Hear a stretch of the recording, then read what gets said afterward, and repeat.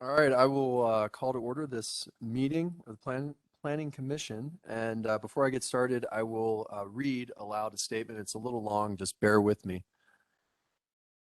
Okay, here we go. So thank you all for attending this Planning Commission hearing. Before I begin, I would like to state that in the interest of public and staff safety, the town of Monument is currently following the CDC and Governor Polis's recommendations.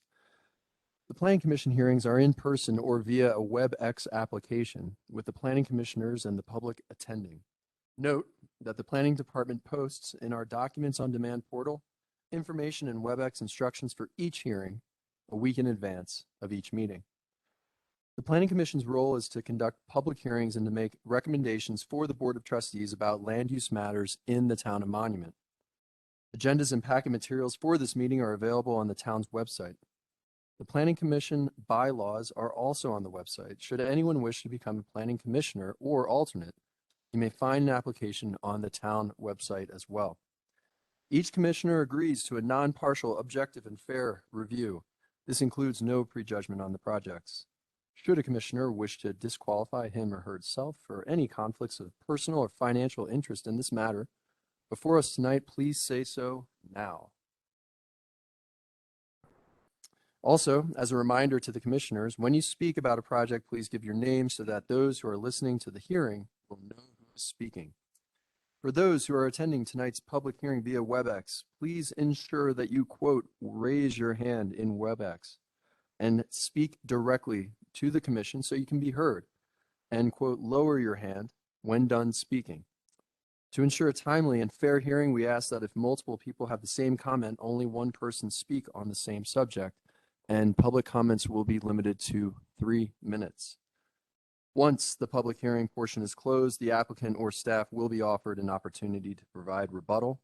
I will then close the public comment session, and the commission may ask additional questions at this time and discuss the proposal.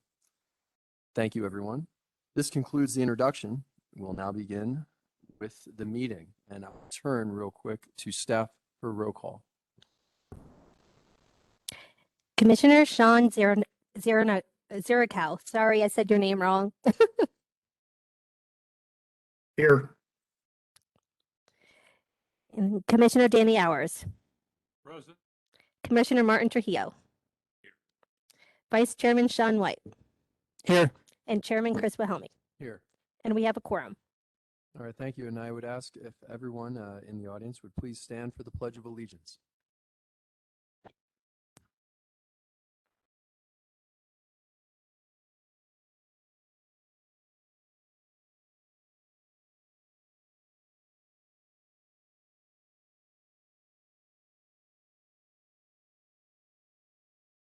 All right, thank you.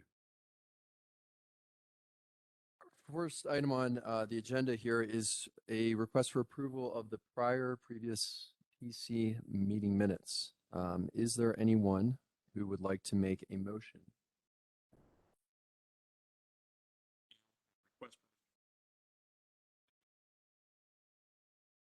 Second. All right, Steph? Commissioner Danny Hours. Commissioner Martin Trujillo. Commissioner Sean Zerikow.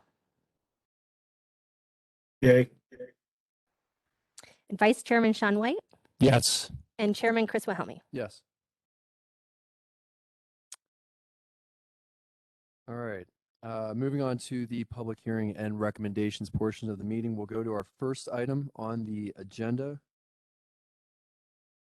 DA.35-2021 and DA.36-2021, the Quick Trip Convenience Store final PUD and final plat. For the presentation, I will turn to staff. Yes, good evening. This is the final PUD for Quick Trip and Quick Trip subdivision filing number 1 final plat. Quick Trip site is vacant and bounded by Baptist Road to the north, Terrazzo Drive to the east, Squadron Drive to the south. It is part of the Falcon Commerce Center Phase 1 approved preliminary PD site plan. On September 23rd, 2020, the Planning Commission recommended approval to the BOT, and on October 5th, 2020, the BOT approved this preliminary PD site plan, which indicated this area to be developed as commercial, medical, office, and/or warehouse distribution. Forest Lakes Metro District will provide both water and wastewater sanitation services for all development within Falcon Commerce Center. The existing surrounding uses include Pilot Travel Center, UPS, and Pioneer Landscape Centers. The Quick Trip convenience store will be 8,292 square feet in size. The project site is intended for Quick Trip, which is a convenience store with fuel sales. Quick Trip convenience store will include a full-service food counter, which will offer a variety of sandwiches, tacos, specialty drinks, and other fresh food items. The fuel sales will consist of 22 auto fueling stations and 6 diesel fueling stations. Quick Trip will provide 14 oversized space parking to allow for short-term parking only. These are for oversized spaces that are not reserved for semi-trucks, but could be utilized by other commercial vehicles or passenger trucks, towing recreational vehicles or boats, etc. A note has been added to the plan that states that no overnight parking will be permitted. The building height will be 20 feet, and the proposed use will, like I said, was a convenience store and fuel sales. Quick Trip will utilize Falcon Commerce Center's on-site detention pond. The proposed subdivision is part of, like I said earlier, Falcon Commerce Center development. Infrastructure has been constructed to allow for connections for stormwater management. This includes a large on-site detention facility to the south of the subdivision that was designed to accommodate all development flows from development within Falcon Commerce Center. This detention facility also includes water quality, therefore no water quality is required on site. The access points. Access to this property is currently provided via existing internal roads. Baptist Road on the north will be right in, right out only, with a median to control those turning movements. Terrazzo Drive to the east will have 3 curb cuts to disperse the separate passenger vehicles from trucks and oversized vehicles using the diesel pumps, increasing safety for all. The northernmost access on Terrazzo Drive will be full movement, with the middle access median controlled as restricted to the right in, right out movements. The most southern access drive along Terrazzo Drive will be restricted on one-way traffic, allowing oversized vehicles to enter for convenient access to the high-speed fuel dispensers and auxiliary parking spaces for these vehicles. To the south along Squadron Drive, a new curb cut is proposed that will provide full movement. And these are designated on the screen. Hopefully you can see the circle areas. Also, a traffic study warranted a signal at Baptist and Terrazzo Drive. The study concluded that the signal is warranted and the certificate of occupancy will not be issued without a warranted traffic signal, as well as the access permit from Colorado Department of Transportation for the right in, right out access on Baptist Road, which is down here. CDOT owns this area, so they have to provide Quick Trip and access permit, and they're working on that right now. And these are some elevations of what the Quick Trip facility will look like. And these are the 6-bay diesel canopy elevations. And what goes along with the final PUD is the final plat, and it's 12.02 acres in size. There'll be 2 lots, and there'll be the 12.02 acres will be subdivided in 2 lots. One for Quick Trip is lot 1, which is 7.55 acres in size, and lot 2 will be a future commercial site, which is 4.45 acres. The final plat provides adequate access by adding additional access drives along with an internal drive connecting Baptist Road and Squadron Drive from north to south. The local streets will be designed with sidewalks to connect to the main sidewalk along Baptist Road, which in turn will connect to the community trail system and park. Lastly, subdivision plat provides adequate utilities. Water and wastewater service will be provided by Forest Lakes Metro District. And Quick Trip meets several of the opportunities and policies within the Town of Monuments Comprehensive Plan, such as under the land use portion of the comprehensive plan, the inclusion of commercial uses as part of the final PUD plan for Quick Trip will provide destination sales tax produced in land use capitalizing on the site's location to the I-25 and Baptist Road interchange. The final PUD plan for Quick Trip will accommodate highway-oriented uses within the commercial center area designated on the future land use map. Quick Trip will utilize a shared access off Baptist Road consistent with the opportunity goal.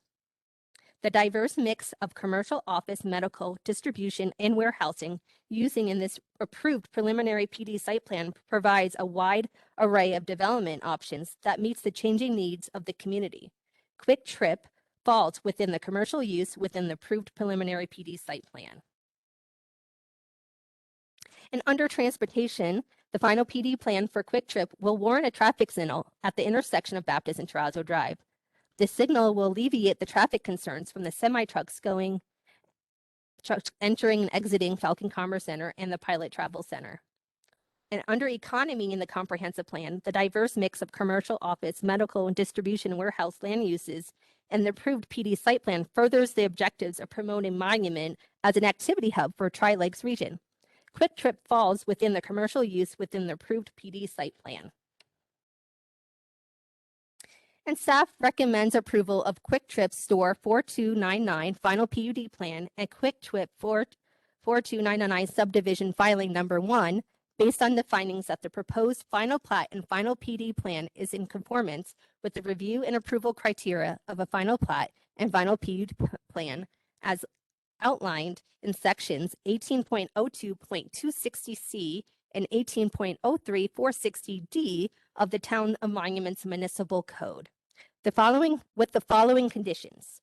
The certificate of occupancy will not be issued without the warranted traffic signal at Baptist Road and Terrazzo Drive. The certificate of occupancy will not be issued without the access permit from CDOT for the right-in, right-out on Baptist Road. And the applicant is here for their own presentation. I'm just going to pull that up.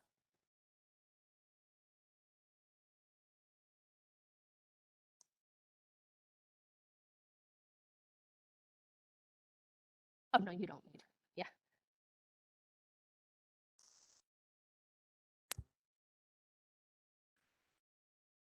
So the folks online will not be able to hear if you're not like right up by it.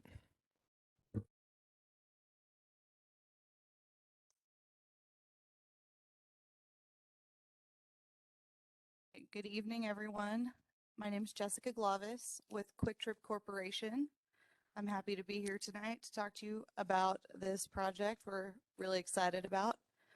Quick Trip is new to the Colorado market, so I have a quick presentation just to introduce the company to you so you can see what we're all about. So Quick Trip was founded in Tulsa, Oklahoma in 1958. We are privately held, and we have over 900 stores now in 13 plus states, and we are continuing to grow.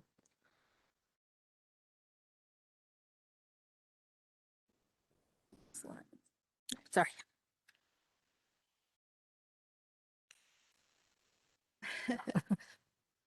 So this is just a picture of the interior of one of our stores. We strive to keep our stores consistent, clean, and easy to navigate for our customers so that any Quick Trip they go in, they can find what they're looking for and expect the same service and cleanliness and product. In 2010, we decided to foray into the fresh food business. So we actually have a very large full service kitchen in our building where we provide all kinds of fresh food. We have pizza, pretzels, sub sandwiches, tacos, mac and cheese is one that we got lately. So we are really trying to push ourselves as a food destination. We want to be on par with the other quick service restaurants that people go to. We want people to say, I'm going to go get dinner at Quick Trip.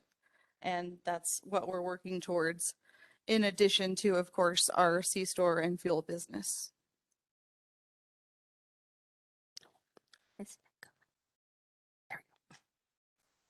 Just some pictures of some of the food we offer. Hopefully you're not too hungry. Quick Trip, our mission is to provide opportunities for employees to grow and succeed.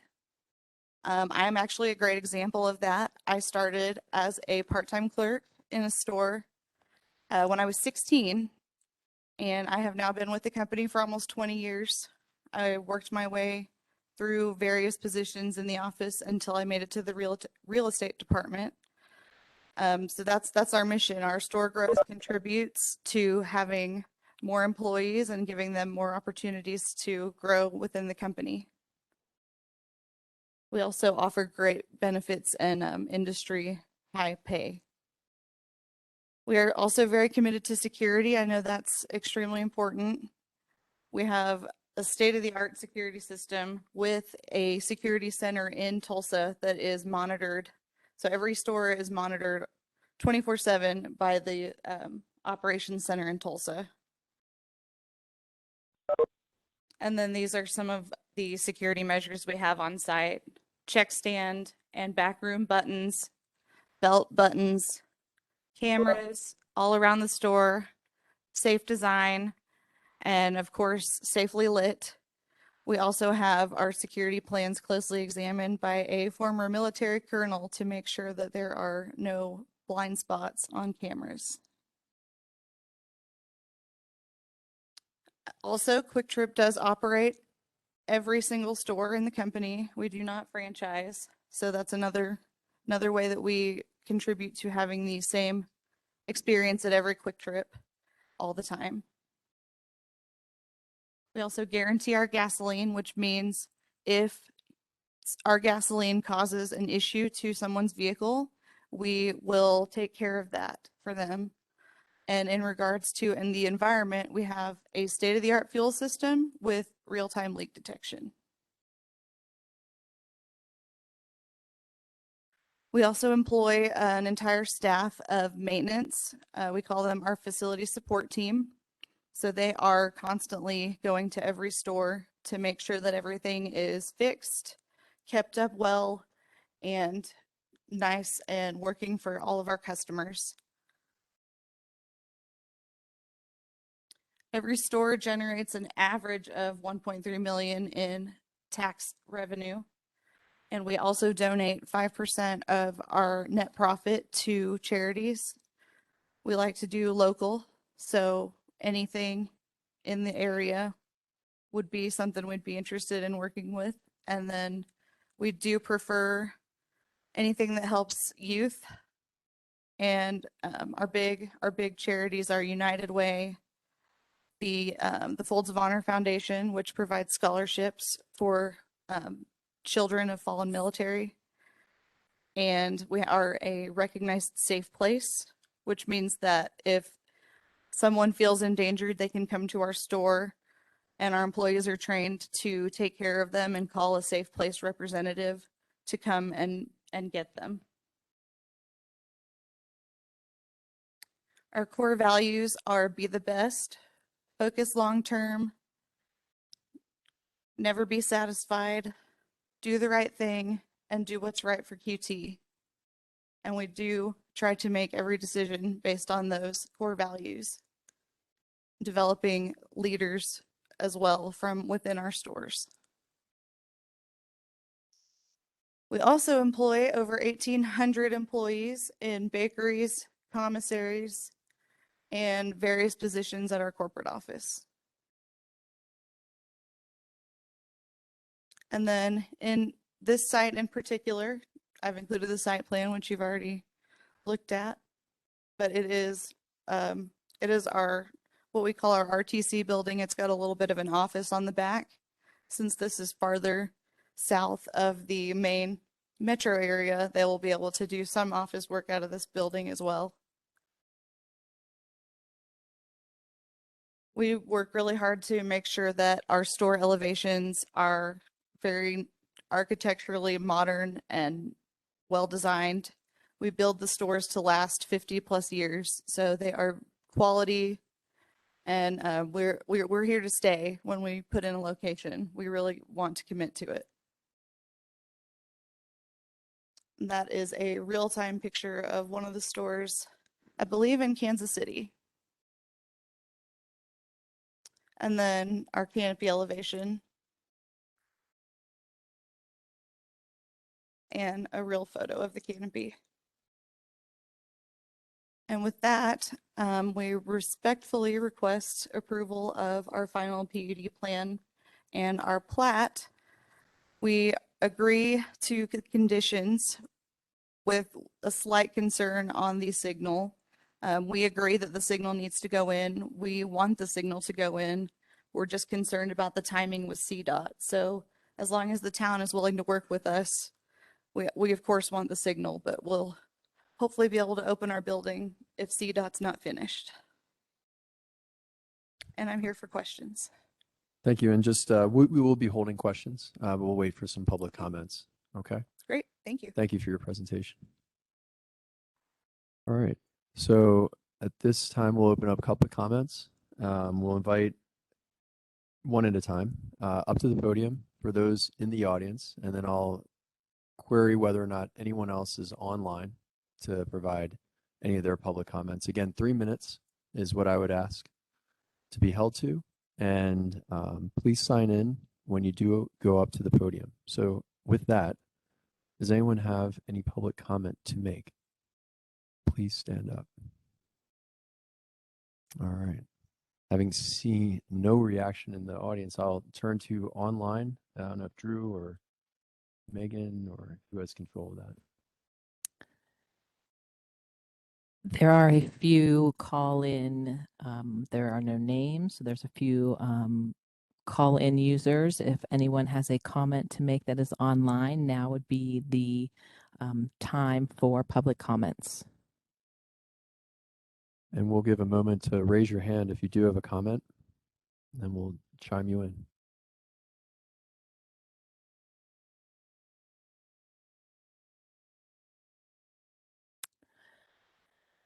All right, Megan, anyone? Yeah. Chairman, there's two callers, and I don't see them unmuting themselves, nor do I see any hands being raised.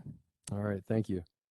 So having no public comments on this particular matter, I'll close the public comments section, and we will then move on to commissioner questions and comments. So fellow commissioners, if you have any, now's the time.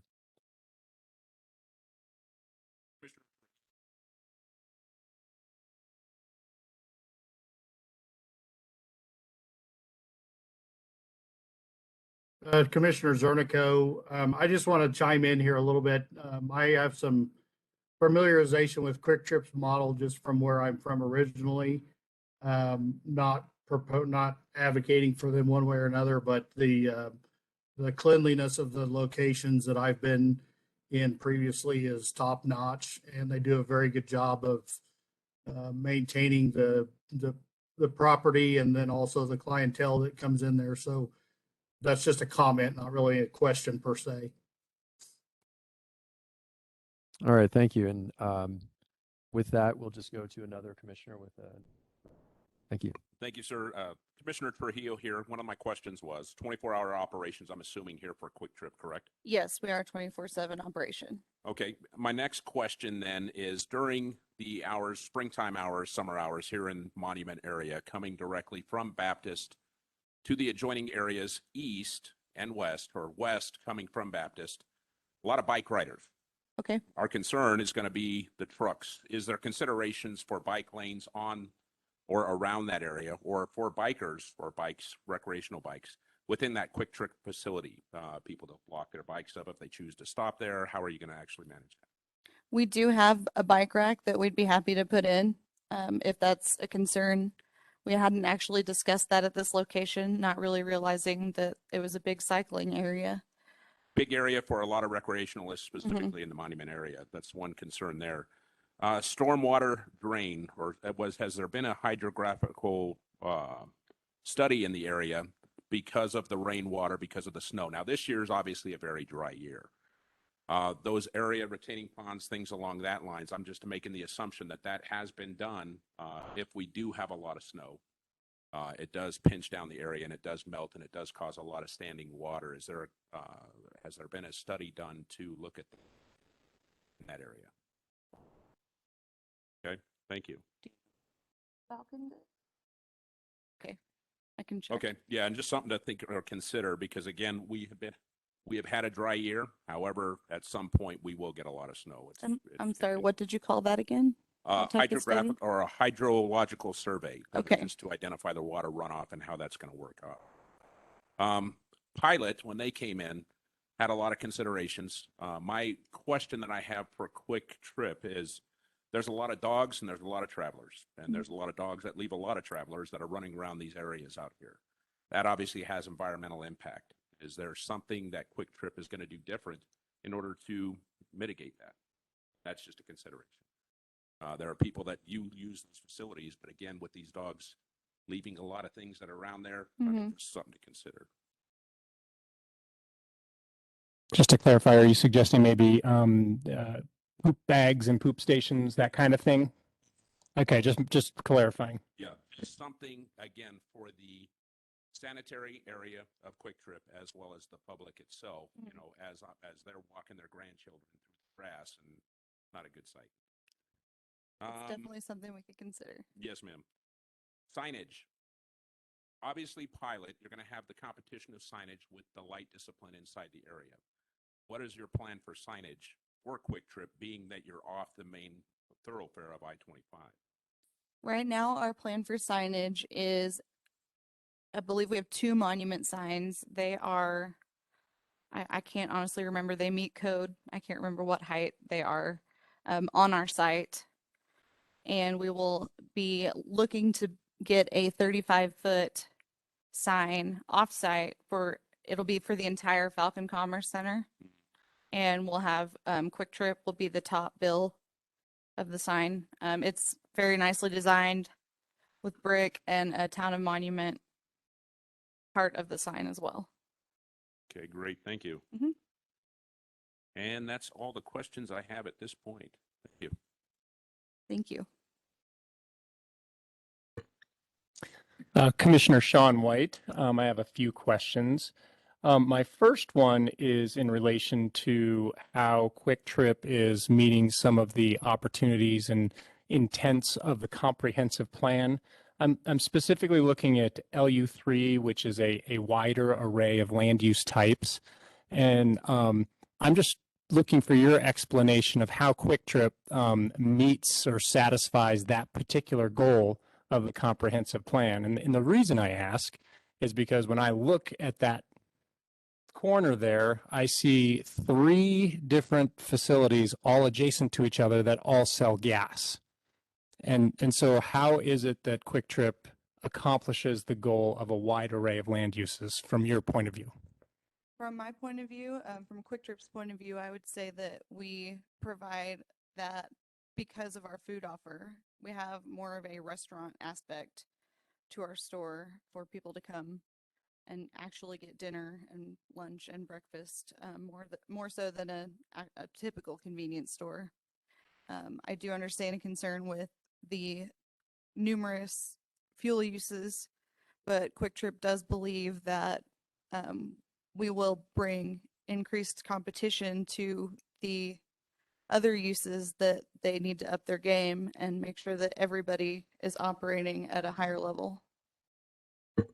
Okay, I definitely can understand that. I would just say, as a driver or a biker or a pedestrian passing by without seeing the food service inside, the visual appearance is a lot of the same. A lot of gas pumps all in one spot. So from where I'm sitting, I personally don't believe that criteria is met, but that's not a approval criteria. I would just make that point. Along those lines, I'm trying to understand the basis of your pro forma projections on how there's an unmet need for additional fuel, given the fact that there are 2 establishments that already sell fuel right in that area. What is the basis of the need that you envision, the projections that you're using to see profitability? So unfortunately, I am not the site selection expert. My real estate manager does that. I handle the development, but we do our own traffic counts of the intersection, And I know that if they didn't believe that we would be successful at this location, they would not have selected it. I unfortunately can't really give you much more info than that since that's not my expertise. Understand. Would you happen to know if the projection is siphoning off customers from the adjacent businesses, or do you think that it's envisioning additional new customers being drawn into the area? Do you know? Some of both. Yeah. Yes. Okay. And then you mentioned your own traffic counts. Do you have any of that data in terms of the trips expected per day by hour, that the whole traffic study? We have done the traffic study. I don't have that information off the top of my head. I don't know. Our traffic engineer was trying to call in.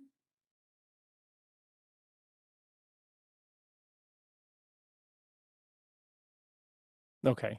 So if he's there, he might be able to give you that information. If he's one of the callers. Brian, if you're on the phone, can you raise your hand? Or just talk. Oh, I think that's him.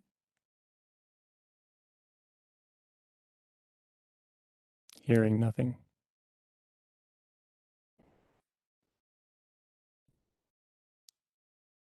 No, he needs to unmute. He would need to unmute himself.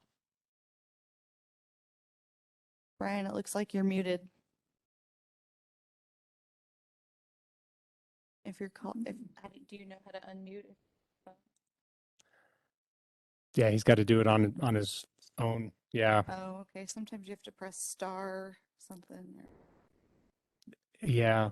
Hi, can you hear me now? Yes, we can. Sorry about that. I had a hard time joining the WebEx, and the phone is just as difficult.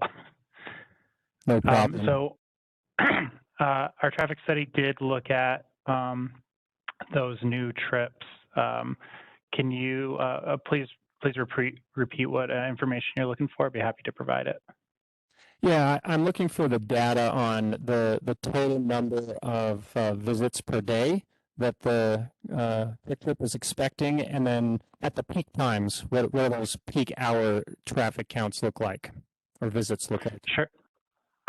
Sure. And there's a couple of things we want to caveat while we talk about these numbers. I think the most important one we want to look at is new trips to the network. So this type of use, as you probably have a good sense of, draws from existing trips already on the network.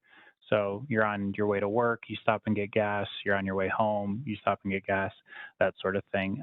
So about 75% of our trips are going to be already out on the road somewhere.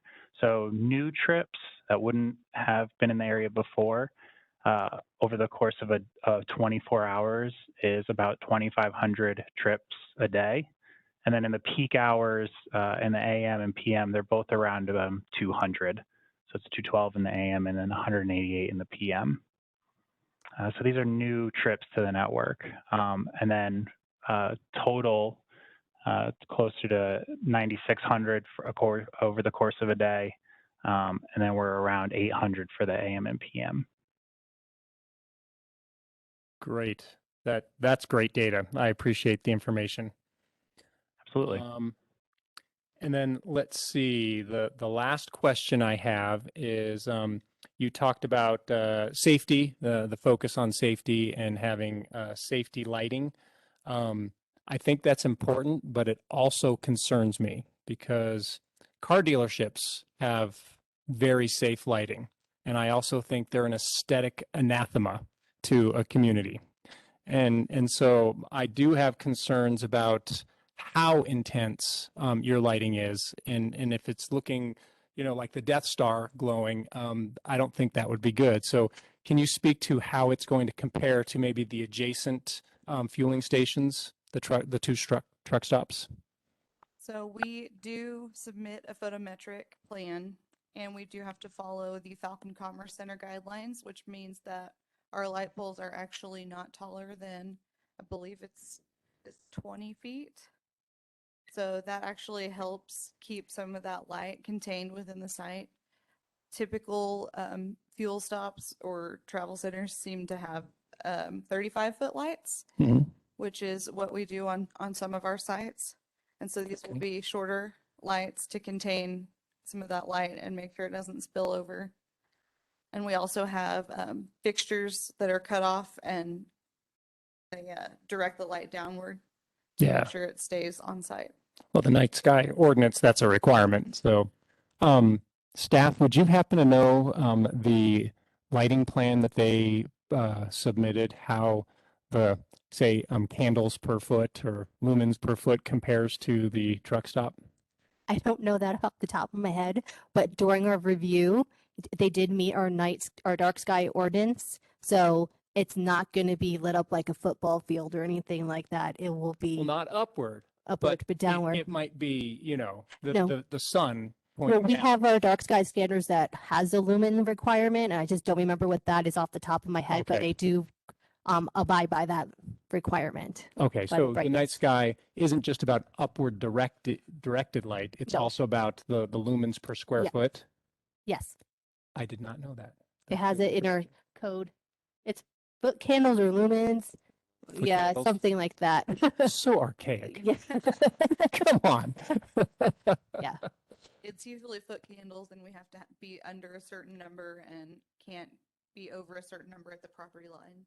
Okay, and then do you know the color of the light? Is it that mercury white car dealership kind of white light, or is it?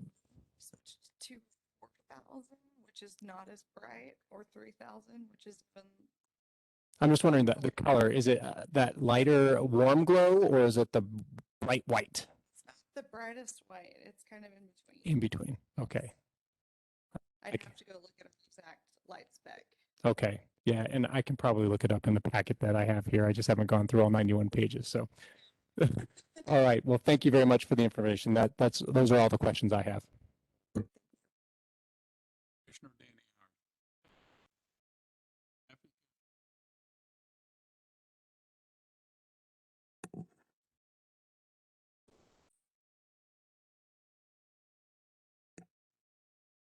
Again, my question is traffic engine.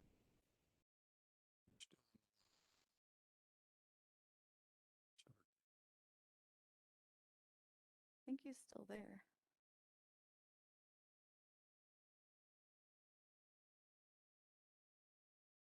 Brian, are you still there? Can you unmute? Just tell him to chime in. It's on.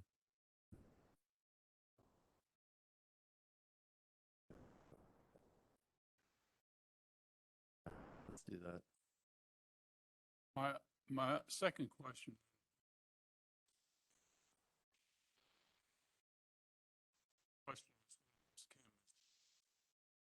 What are the semis? Reason. It's an important question. About the signaling. Opening where the signaling might be in.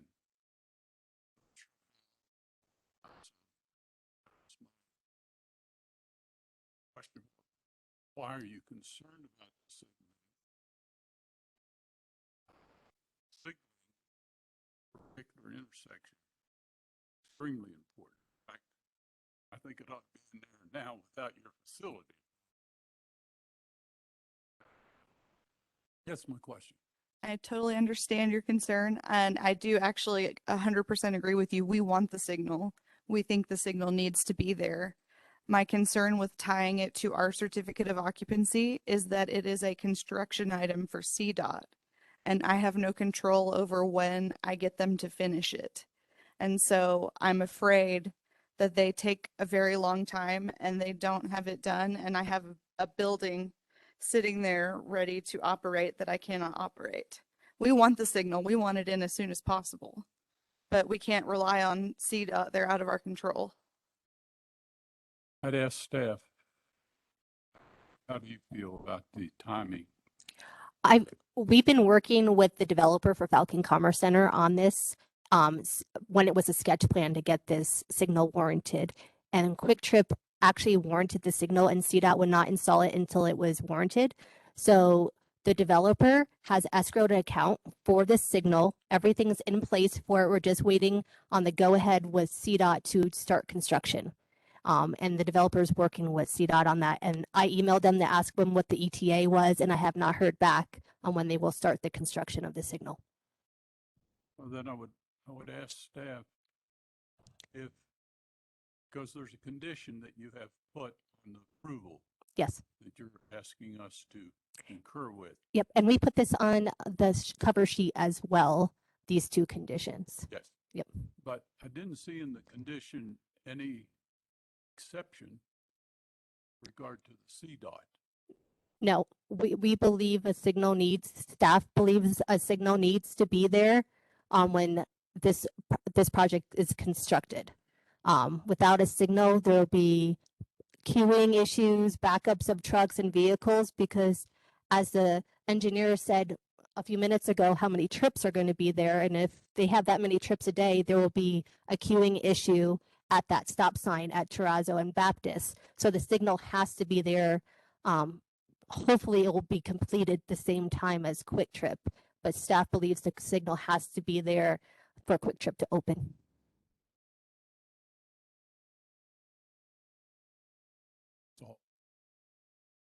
We're just afraid it's a chicken and egg scenario, and CDOT will say it's not warranted until we're open, and then we won't be able to open because it's not warranted.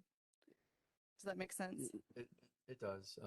You know, it's funny because I always feel that way on road enlargements, and it's like I kind of want what we're getting right here. We want the signal. We want the signal at the same time, if not before. To be honest with you, my feelings are we want the signal at the same time, if not before. Too. But you know, the idea of this, I think it's a reasonable requirement and condition. Mike, I have some questions. So the number of diesel versus gasoline stations or pumps, what is that? The high flow diesel is for the semis. No, and I'm sorry, the number of them. Like are you many? Yeah, how many? We have 22 stations, which is 11 multiple product dispensers for autos, and we have 6 for high flow diesel. So 22 total fueling stations? Yes. Okay. And 6 of them And were diesel? 22 plus 6. So we'll have 22 plus 22 for auto and then 6 in the back. And what are so there's 11, I'm sorry, I'm not getting my math right. 28 total, right? 29. 29 total. Okay. Wait, am I doing my math right? I got 28 as well, but just want to make sure. Yes, that's Okay. correct. I'm sorry. Okay. So of those 28, how many are focused towards trucks, would you say? 6. 6 of them. And then the rest just dispense gasoline? I believe we have auto diesel on a few of the pumps, but they're for automobiles. They're not for large semis or large vehicles at all. Okay. I saw 117 parking spots. That's a lot of parking spots. It is a lot of parking spots. We get a ton of people coming in for food and gas, and we've found that we need as much parking as we've put on. If it's an issue, you know, we can work something out. And I also heard, and I haven't heard back from the traffic guy, that there was 9,600 trips per day approximately. Is that? I believe that's what he said. Yes. All right. So that I was able to unmute, I think. There we go. And you know what I'm going to do real quick is just defer to Chairman Hours. I'm sorry, Okay, thank you. Commissioner Hours, excuse me. My question is, how many of the new trips are semis or dieseling?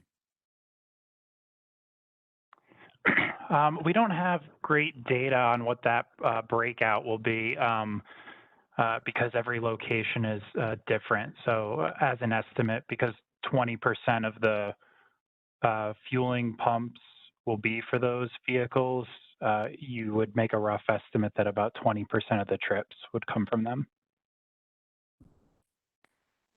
Well, that begs another question, maybe if you,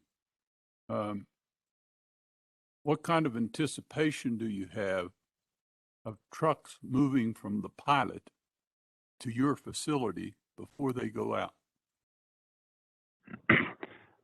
That information, I think, as was mentioned before, comes more from the real estate business side. Do you mean how many will come to us instead of pilot? Well, what I envision, there's a lot of trucks parked at the pilot station as we speak. Your facility is open, those folks start moving.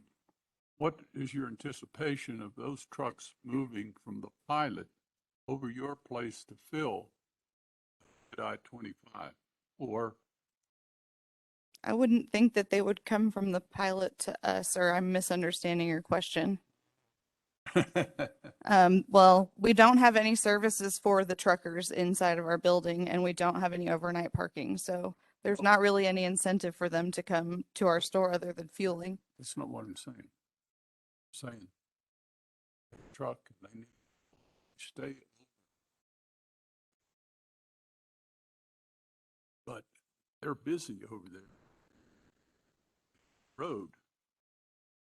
Anticipated them coming across the street to fill up at your place before they. I don't. And you have better food, remember? Better food. I don't think we've thought about that. I don't know that they would cross the street, or they could even cross the street. Kind of a traffic issue. I don't think they're able to cross the street with the configuration. I mean, I'm just saying that should be a concern. Because truckers are on a time schedule and they can get gas across the street quicker than they can get gas right where they're parked. They may even have some kind of an agreement with your company, like other companies, where they can get discounts for purchasing gas through you. Do you have that service? I don't know anything about that, actually. I'm just concerned, has there been any consideration for that, because it could become a traffic problem, difficult to solve after the fact? I would offer that I don't think that movement would occur often. Not saying it couldn't, but I doubt that would be a regular occurrence. And when it would, I would anticipate that that would happen during, off-peak or overnight times when, traffic is low. I wouldn't anticipate that being a safety concern. Did you put up the site plan?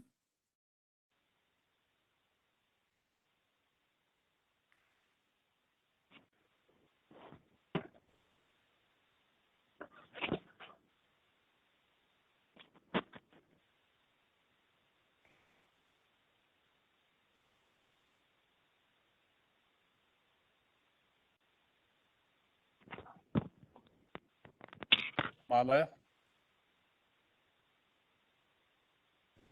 Is there exit on the left? Pilot's exit?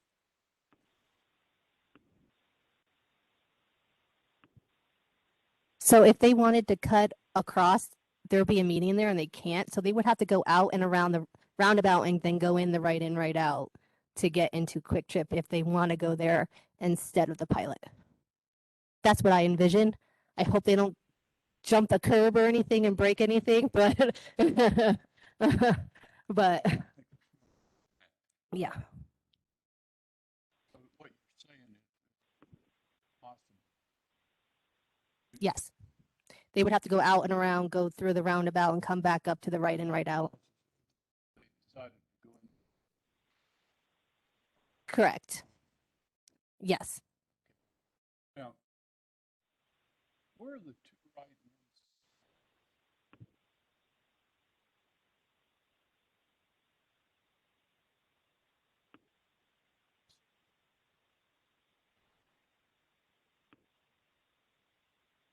That's the only one? It's only one entrance exit. Is that what you're saying? On Baptist, there's a right in, right out. And then on Squadron up here, is a full movement. And then on Terrazzo, those are right in and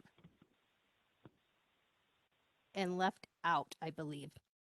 The first one is actually a full movement, I believe, and the Right here? second one is right in, right out. But Yep. the first one is autos only. Yes. It's not really accessible for trucks. And the one further down here where they show the truck movement, that's only for large oversized vehicles. Okay, I misunderstood. I thought there were two right-ins, right-outs on Baptist. No, just one, just one. Sorry. And yep, and that's a CDOT section of road, so that's why they need an access permit from there. Yum.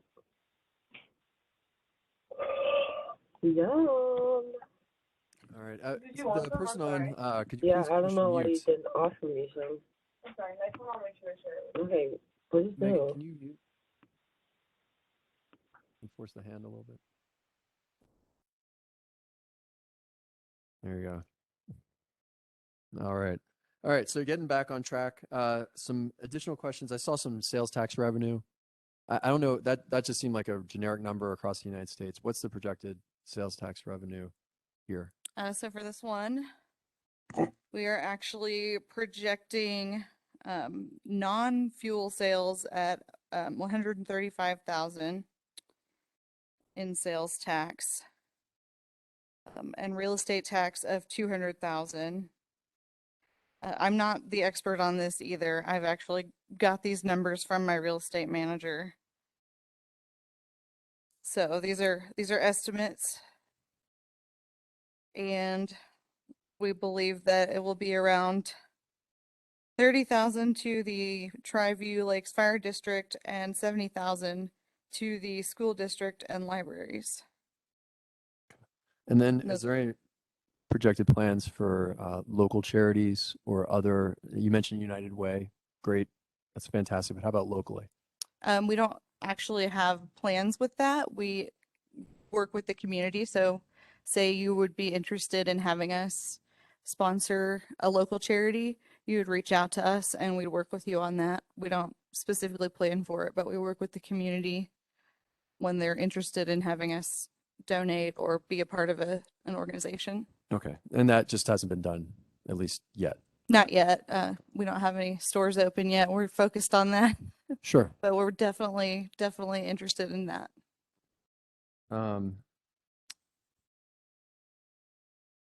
I do share the concern under the LU3 regarding this idea of wide array of land uses. And, you know, I see this particular area as becoming like a truck stop mecca, a gasoline stop mecca.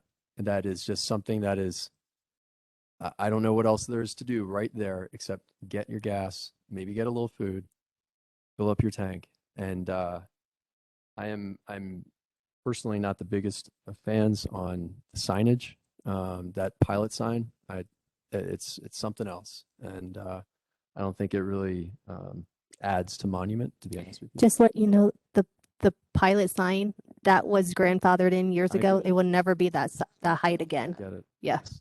Making a record. So, what's the wage range that right now, if the store was to open, what is the lowest wage that would be paid, and what are the benefits that would be provided to that low wage?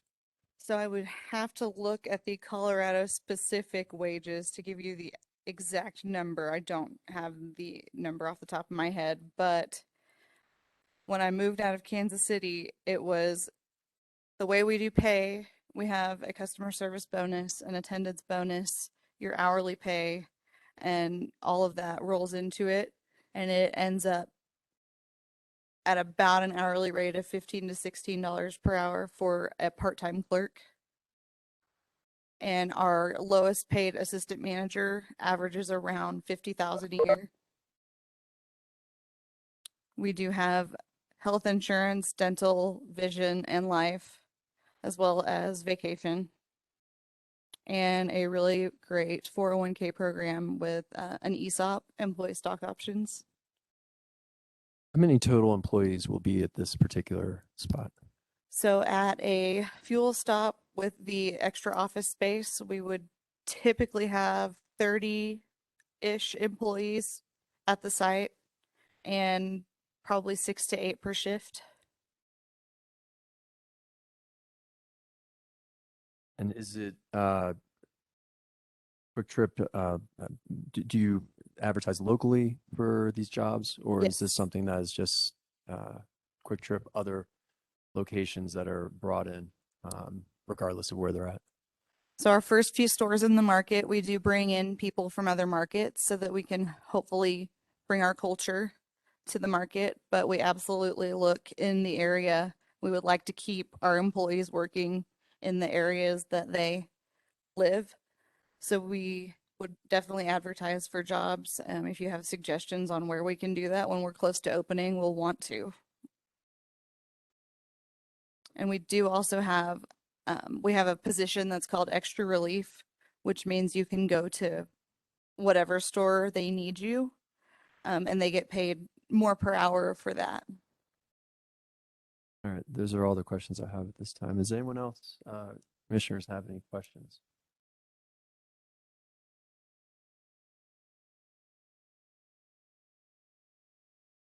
Okay, having seen none, heard none. You can sit down. Thank you very much. Appreciate it. I'll just open it up for any other discussion that the commissioners would like to have on this particular proposal within the commissioners. I would comment that this is Commissioner White. For a convenience store, I find the architecture really good. I think that it's going to be a fueling station. It's as attractive as a fueling station can be. But I share your sentiment that the idea of adding more fuel pumps to this intersection is not ideal, but I'm not so opposed to it that it would change my vote. I am concerned about the hourly wage. Monument is a very expensive place to live, and we've heard one of our fellow commissioners who cannot get staff because they can't live here and work at those low wages. So that's probably going to be an issue that they struggle with. But yeah, I think overall the development, in my mind, matches what that area is intended to be. So I don't have any major reservations. Any other commissioners? I'm sorry. Online we have Sean, I believe. Any other feedback? No, I'm okay. Okay, thank you. Okay, and with that, would any of the commissioners like to make a motion? This is Commissioner White. I move that the Planning Commission recommend approval of Quick Trip Store number 4299 final PUD plan and Quick Trip 4299 subdivision filing number 1 based on the findings that the final plat and final PUD plan complies with the review and approval criteria from the Town of Monuments Municipal Code sections 18.02.260.c and 18.03.46.d, but with the following 2 conditions. Number 1, the certificate of occupancy will not be issued without the warranted traffic signal at Baptist Road / Terrazzo Drive. And 2, the certificate of occupancy will not be issued without the access permit from CDOT for the right-in, right-out on Baptist Road. Second. Commissioner Sean Zernical, Yes. Commissioner Danny Hours, Yes. Commissioner Martin Trujillo, Vice Chairman Sean White, Yes.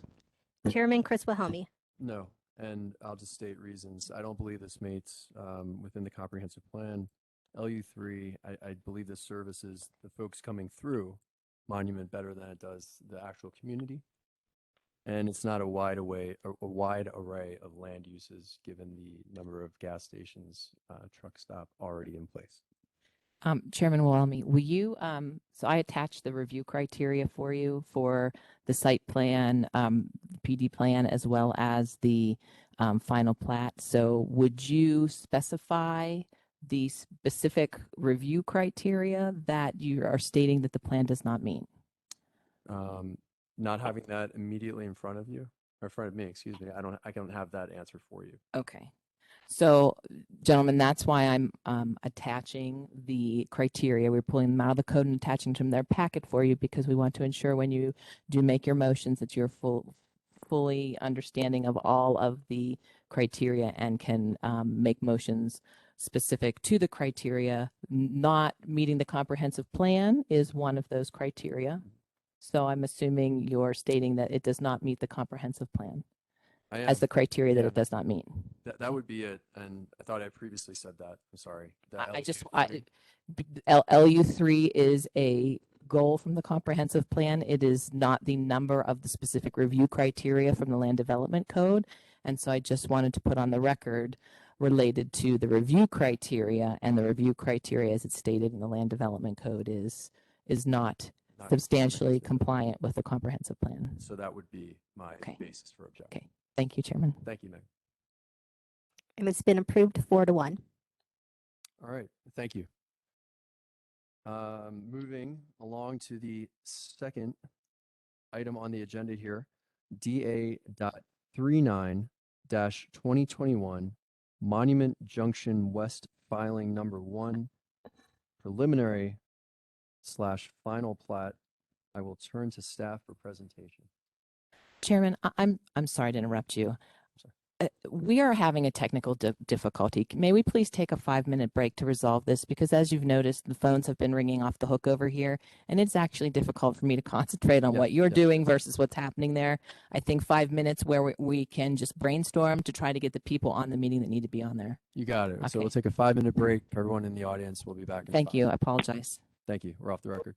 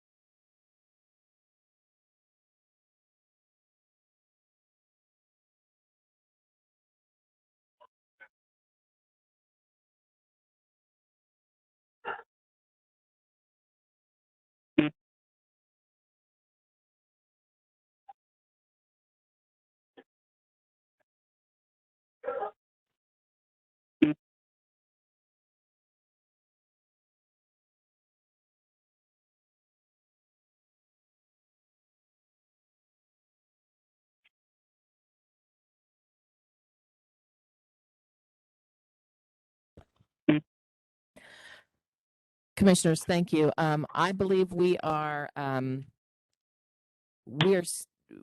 people on the line as call-in users. I think that there are some citizens that are not able to access the WebEx link. However, there are some citizens that can, and I am not in a position to know how to fix that with the IT.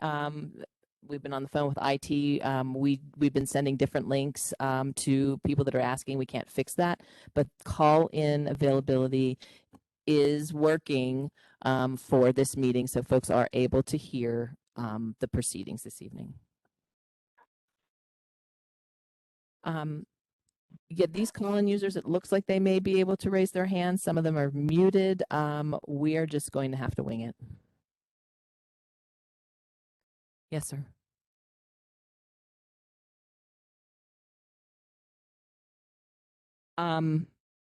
So I can't speak to that. They do have an IT person that runs it for the Board of Trustees, and I am not that.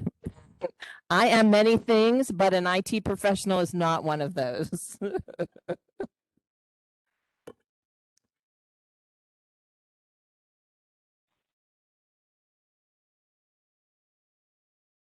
You're correct.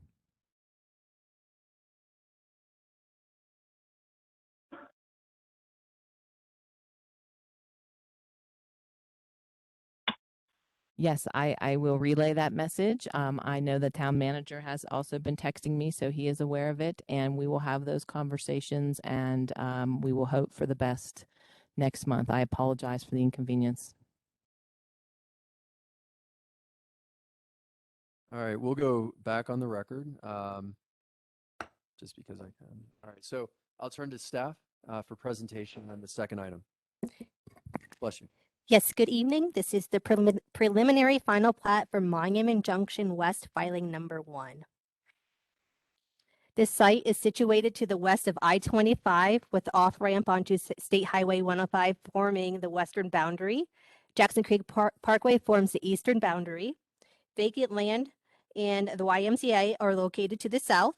And on the east side of Jackson Creek Parkway is the remainder of the undeveloped Monument Junction parcel, which is currently being reviewed through the town for residential development. This site is part of the village now known as Monument Junction approved sketch PD plan. On March 11th, 2020, the Planning Commission recommended approval to the Board of Trustees, and on June 15th, 2020, the Board of Trustees approved this sketch PD plan, which identified a mix of single-family detached, attached, or townhomes, multifamily residential, commercial or office or services, mixed use, a linear park, open space, trails, and buffers on the west side of Jackson Creek Parkway. Woodmore Water and Sanitation District will provide both water and wastewater services for all development within Monument Junction.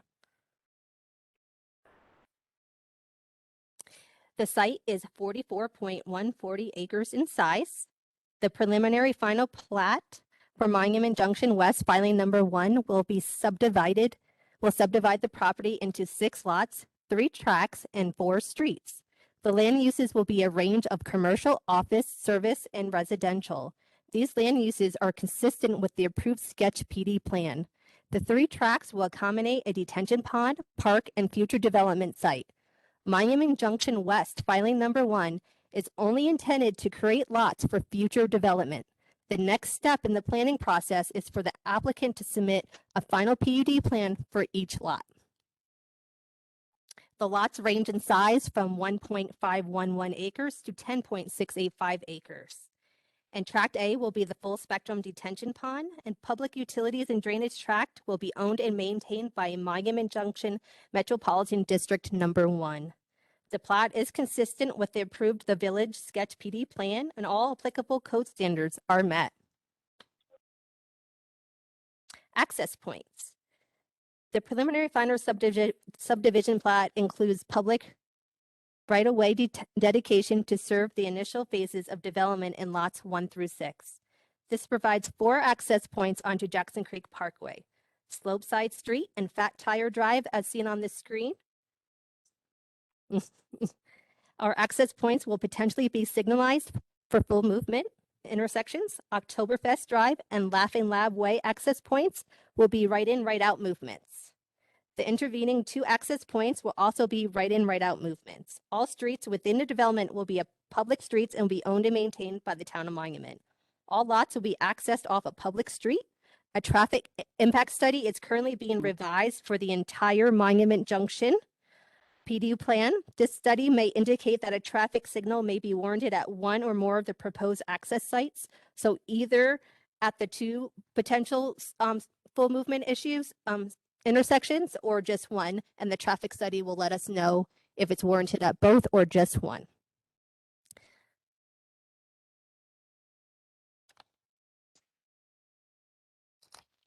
Monument Junction West filing number 1 complies with the town's comprehensive plan because it's within the designated area as mixed use shown on the future land use map.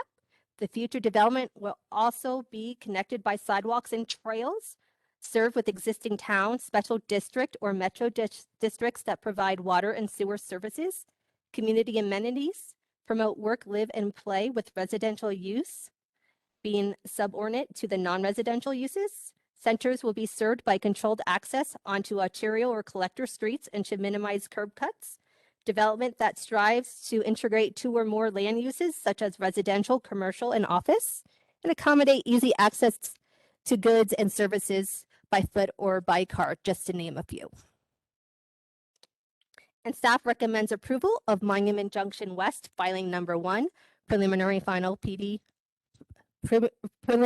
subdivision plat, based on the findings that the proposed preliminary final plat is in conformance with the review and approval criteria for a preliminary final plat as outlined in sections 18.01 250C and 1802 260C of the town's municipal code.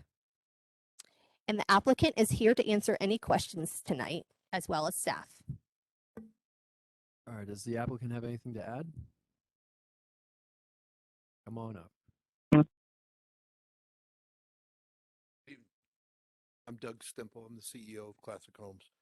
Really don't have anything to add. Be happy to answer questions. I just want to remind you, this really isn't a land use application. This is just the creation of legal parcels consistent with the approved zoning and sketch plan that we have. Thank you.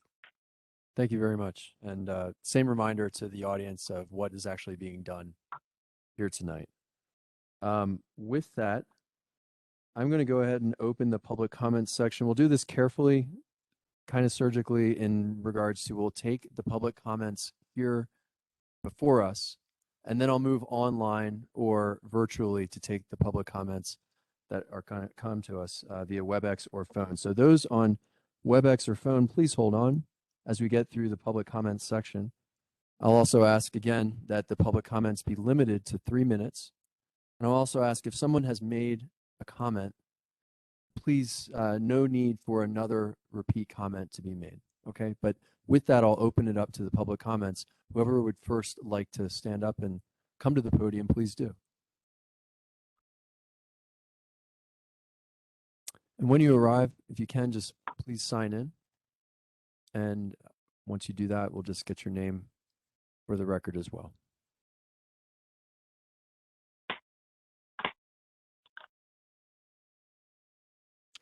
My name is Forrest Hindley. I'm president of the Village Center Metro District, which is that metro district directly to the east of this project. I have two concerns, and probably they have to do with your consideration in the future. We, of course, we maintain the Village Center Metro District, and we have pocket parks. And I long for a real park for our children and youth to be able to utilize, to be able to play a game of over-the-line baseball, or be able to, a decent-sized park for them to play in. And I would have wished that the original plan several years ago, I guess, for this included a large park, a sports park of some sort. And that somehow went by the wayside in the process of further development. So I long for that for the area to the east of I-25 for Monument, that there be a decent park. Secondly, we have real concerns. We have an extensive trail system in Village Center Metro District, and we pay a service to pick up the dog doo. And I'm concerned about the extensive usage of our trail system from this development. I don't know how to resolve that, honestly, because we expect there will be increased usage because of a lack of, I think, adequate trail space in the. My third comment has to do with traffic lights on Jackson Creek. From what I have seen, unless it's been changed, there is a light proposed not too far south of the 105, and it's at a curve, and that concerns me. It seems to me it make more sense to have a traffic light further down where you have more of a straightaway and further south from the 105. That's the extent of my comments. Thank you, Mr. Hindley. I appreciate that. And just so you know, for the public, we'll just keep taking the public comments. Please don't expect any Q&As or any engagement at this time. Okay, so whoever is wanting to make a public comment in the audience, please go ahead now. If there's anyone else in the audience today. All right. Having seen none, I will go to our callers, not our WebEx folks, if there are any. If there's a caller that would like to make a public comment and maybe two people chime in, we'll just sort that out. Please do so now.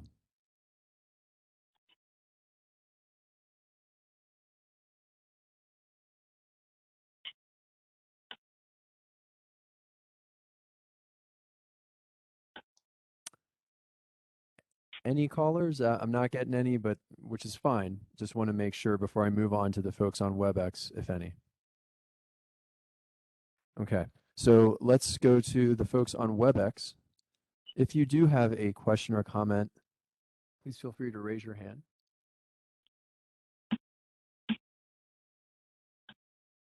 Ms. Harrington, are you having, see anyone? Chairman, I do not see anyone. Okay. All right, one last chance. If there's anyone else in the ether that would like to make a question or a comment, please do so now. Okay. Having heard none, I'm going to go ahead and close the public comments section. And I'm going to move to look to the commissioners for any questions or comments to the applicant or staff.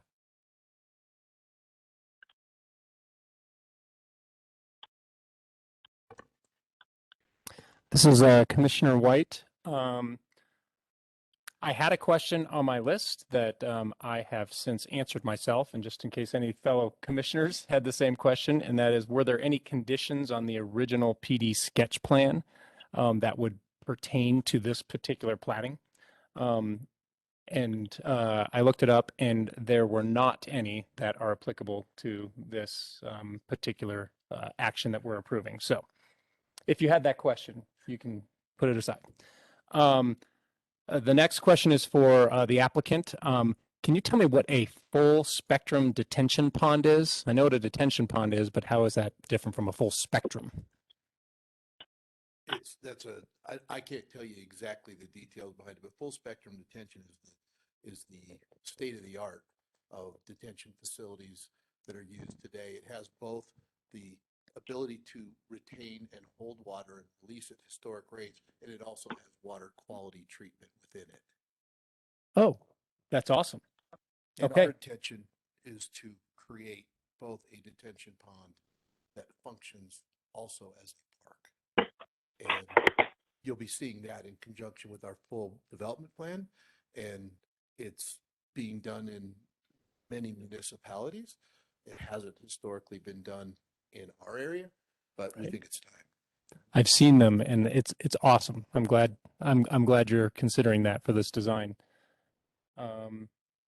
And that's all I have. Yes. Commissioner Howard, I have a comment and then a question. Flat Tire Drive, I hope that doesn't indicate we're going to have another service station. Huh? Flat Tire. Okay. Misheard. Thank you. I love the humor. I feel good. Okay. Second, my question, I know you're going to be developing the other side. These entrances that you're having, are you looking at, I'm hoping that when you come back to us, because I understand the access points are going to be approved at our next hearing, there's going to be alignment, if necessary, between Coalwood Drive and White Marble Drive to keep fewer accesses. Yes, sir. The entirety of the project, it's about 84 acres in total. The entirety of the project has been comprehensively planned. We didn't do one side in a vacuum. In fact, the full-blown, every aspect of the eastern side has been submitted, is under review. We've met with the staff, CDOT, other referring agencies. All of this is coordinated. The reason we are platting these is to create legal parcels so that the individual users, we will build the entirety of the east side, classic homes. The west side, we will be selling to third-party users for some of the parcels. We're just creating the legal parcels so that they have a defined legal description for their PD site plan. That's all it is. But yes, it's all been coordinated. I figured that'd be your answer, but I had to ask the question anyway because I'm concerned about all the entrants. Thank you. Just a few questions. I saw the notation that there would be a subordinate uses to non-residential uses. I saw that in the presentation. I'm not sure we can bring that up. Does that ring? I think that was referring to what was approved in the zoning. Correct. It was from the conference. There we go. Okay. Well, luckily- Sorry about that. Yeah. It was something they met when they submitted their PD sketch plan from the comprehensive plan, and that got carried over with their plat. And then my other question, and I think it's a shared concern, and it doesn't necessarily go to plating, but the idea of where that light is or the possible light is. I drive that road every day. Sure. And coming off of 105, it is a hill going up. You start to bear rain. It's not blind, but to me, the further you can push that light south, the better for backup as well as just to me the flow, because again, I'm on that road every day and it takes nothing to back that 105 up, and even with other lanes. And on 105, is that what you're referring to, the right turn on 105? That's exactly right. So one of the conditions that we will be adhering to in conjunction with the Eastern, we're doing a comprehensive traffic improvement study. One of our responsibilities will be to build a decel lane for the right turn onto Jackson Creek Drive. So there will be an incremental turning lane added. Additionally, the entirety of the length from where you enter Jackson Creek Parkway to the full movement intersection on the south end of the commercial piece, that will have a continuous right in and right out. For deceleration as well as acceleration. So I think you'll see, as we bring forward our site-specific plans, you'll see some real significant improvement to the traffic flow in that area. Okay, that sounds great. Thank you. That's all I have. Anything else? Sean, are you still with us online? I am still here and I don't have anything at this point. Most of my questions have been answered already by you guys. Okay, thank you. All right. Seeing no other questions from the commissioners, I'll just open it up for the commissioners to discuss if there's anything. Okay. With that, I'll ask if there is a motion to vote.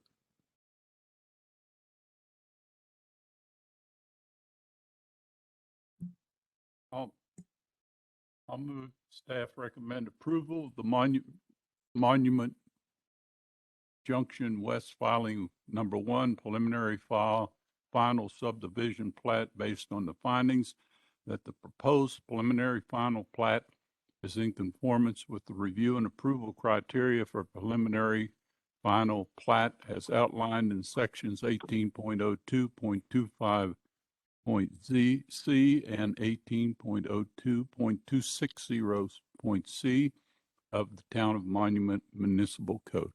All right, I'll second. Commissioner Sean Zernicow. Yes. Commissioner Danny Hours. Yes. Commissioner Martin Trujillo. Vice Chairman Sean White.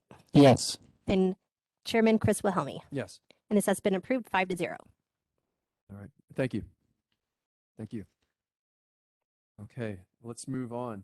We have a work session. That's just it. Planning Director, Ms. Harrington, just from a procedural side, would you suggest any other things to do before that work session, or how should we handle this? We do have the one item public comment for non-agenda town planning items that you could take before the work session. And then it would be up to you if you wanted to vote for a new PC chair and co-chair before or after the work session. Unfortunately, that does need to be done today because of your bylaws. This is the meeting at which that should happen. So you could do that before or after.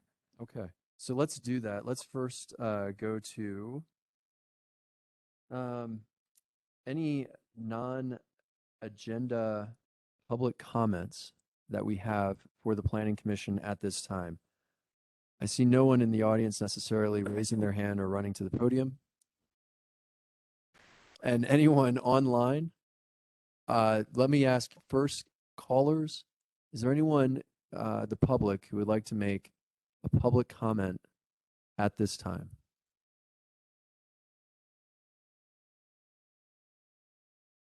Okay. Having here none, anyone on WebEx, if there are any left? I don't know. Chairman, there's no one left on the WebEx. There's only call-in users. Okay. Yes, call in. I'll turn real quick back to the call-ins. Anyone else Public comments. All right. Non-agenda items. With that, I will close that portion of this meeting and then move to the portion of let's vote, or let's nominate and vote chairman and vice chairman for the planning commission. Before we do that, are there any limitations, rules, who's eligible, who's not, etc.? Yes, who's eligible is Chris Wilhelmi, Sean White, Danny Hours, and Martin Trujillo. Bill Lewis has stepped down. Yeah. Yeah. And I guess the next question is, can they do a second term? Yes. I would like to nominate Chris Wilhelmi to continue his tenureship as chairman. By Martin Trujillo. Chairman. I think that was a setup.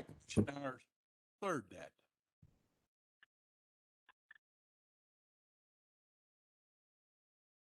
No, I'm flattered. And any input, Sean, online? Any thoughts? I don't. You can nominate whoever you want. And I nominate Sean as the co-chair for the Monument Planning Commissions.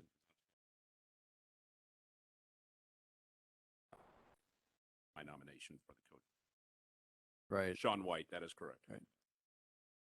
Okay. I will second that nomination. That's for sure. If not nominating Sean White for, that was my thought, for the planning commission chairman position. But I know I graciously accept, but the idea of if anyone else would like to serve, please say it. It's fine. You do such an excellent job of running this that we wouldn't want to break anybody else in at this point in time. Let's not change horses in the middle of the stream, Chris. I appreciate it. All right. So now, Ms. Flynn, do we need to take a vote, or should we get? I think it's unanimous. So, Well, thank you. yes. And if you both accept it, just say that you accept it. Yeah. Yep. I accept. Thank you. We appreciate it. Okay. Well, thank you for the clarification, Commissioner White. With moving forward, let's do that work session. Sounds like it's the right time. Yes, let me share some information with you here.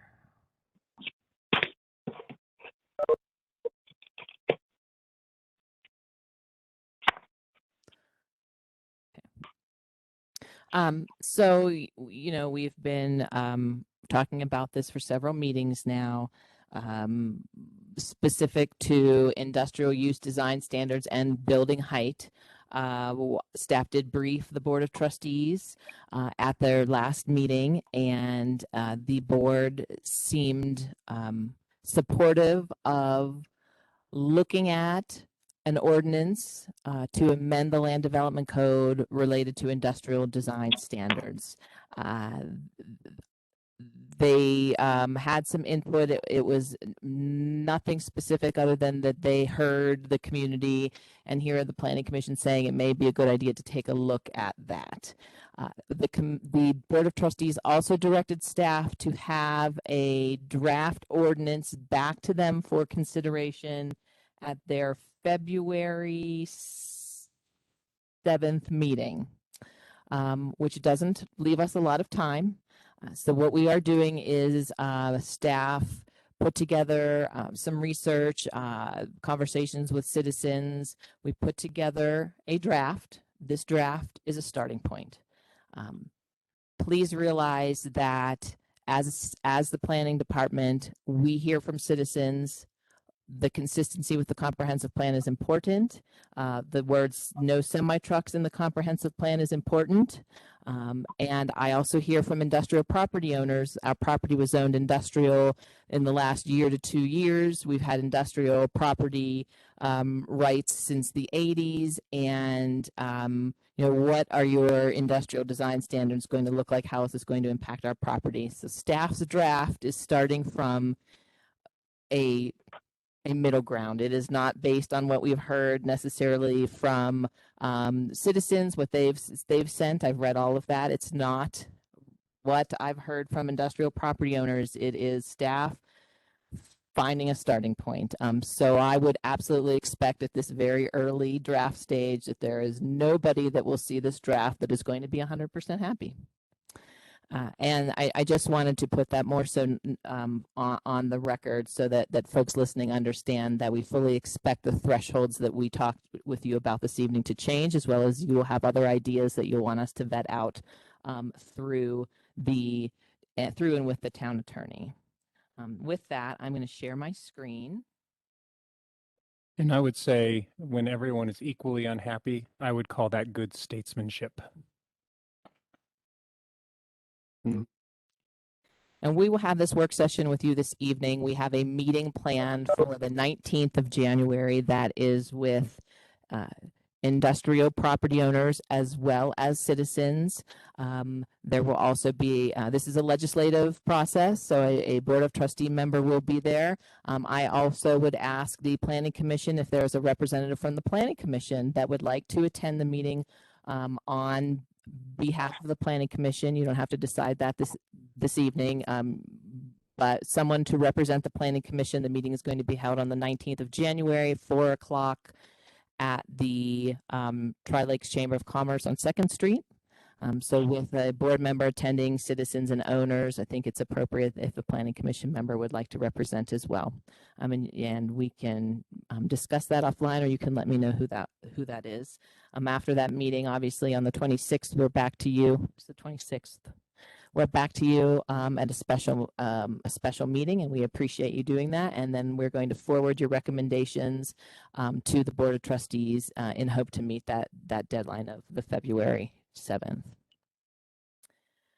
I sent this document to you late last night. Typically, we would not send you information as late as I did, but we were working on it up until the last possible minute, but wanted to give some time for you to review it.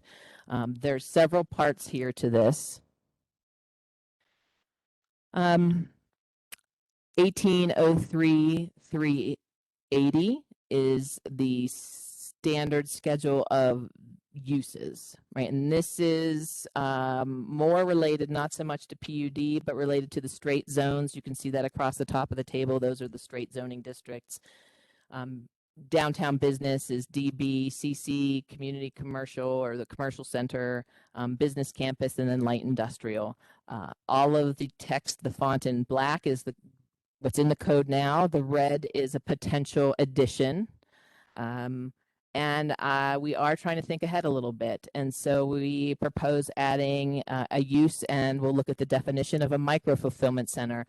What we've been hearing is that there are some commercial centers that perhaps have tenants leave.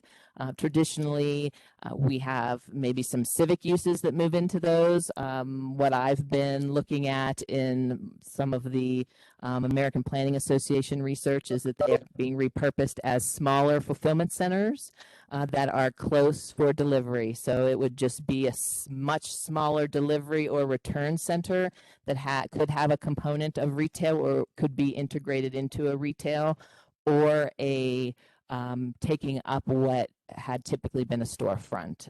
So just looking forward, adding a definition for a micro fulfillment center or something along those lines.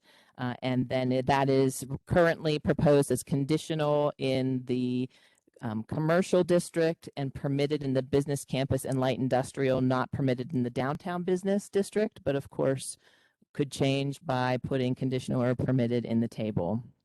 I would want to see a full description of the micro fulfillment center before we went and said whether it was conditional or permitted, because it sounds like it's a little ambiguous as to what that use is, right? Okay. And so definitions, I try to define a micro fulfillment center, a small scale, sometimes highly automated warehouse that serves e-commerce as well as local store pickups located in an existing store or warehouse, or a dedicated small distribution space under 10,000 square feet or less, and may include a related retail component. Where is that? Second. I've heard that concept not from the Bay Area, but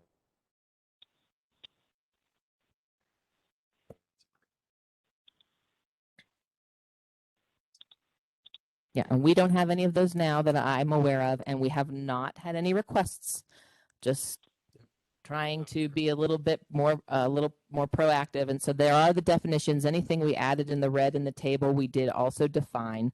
Got it. So I can go back and forth there a little bit with that. There are Can I also make a quick suggestion on that since absolutely we're on it? Can we get rid of the usually? yes. Because otherwise you can go over it.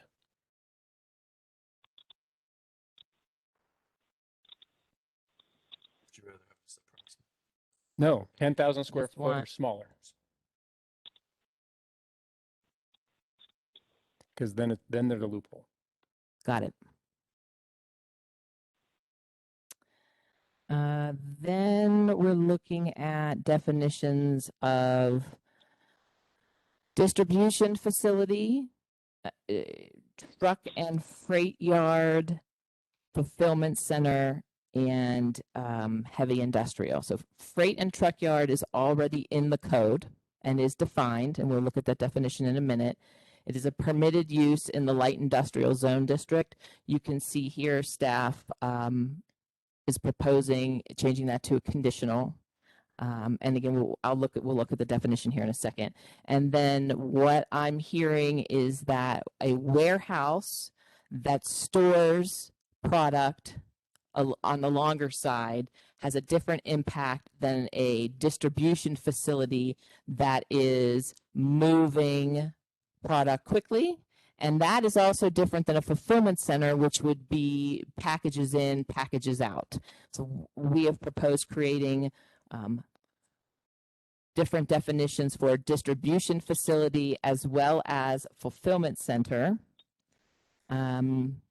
And then redefining warehouse and distribution. So that's the last one there. That is in the code currently, warehousing and with distribution. So I made a small word change there. Again, we'll look at the definitions.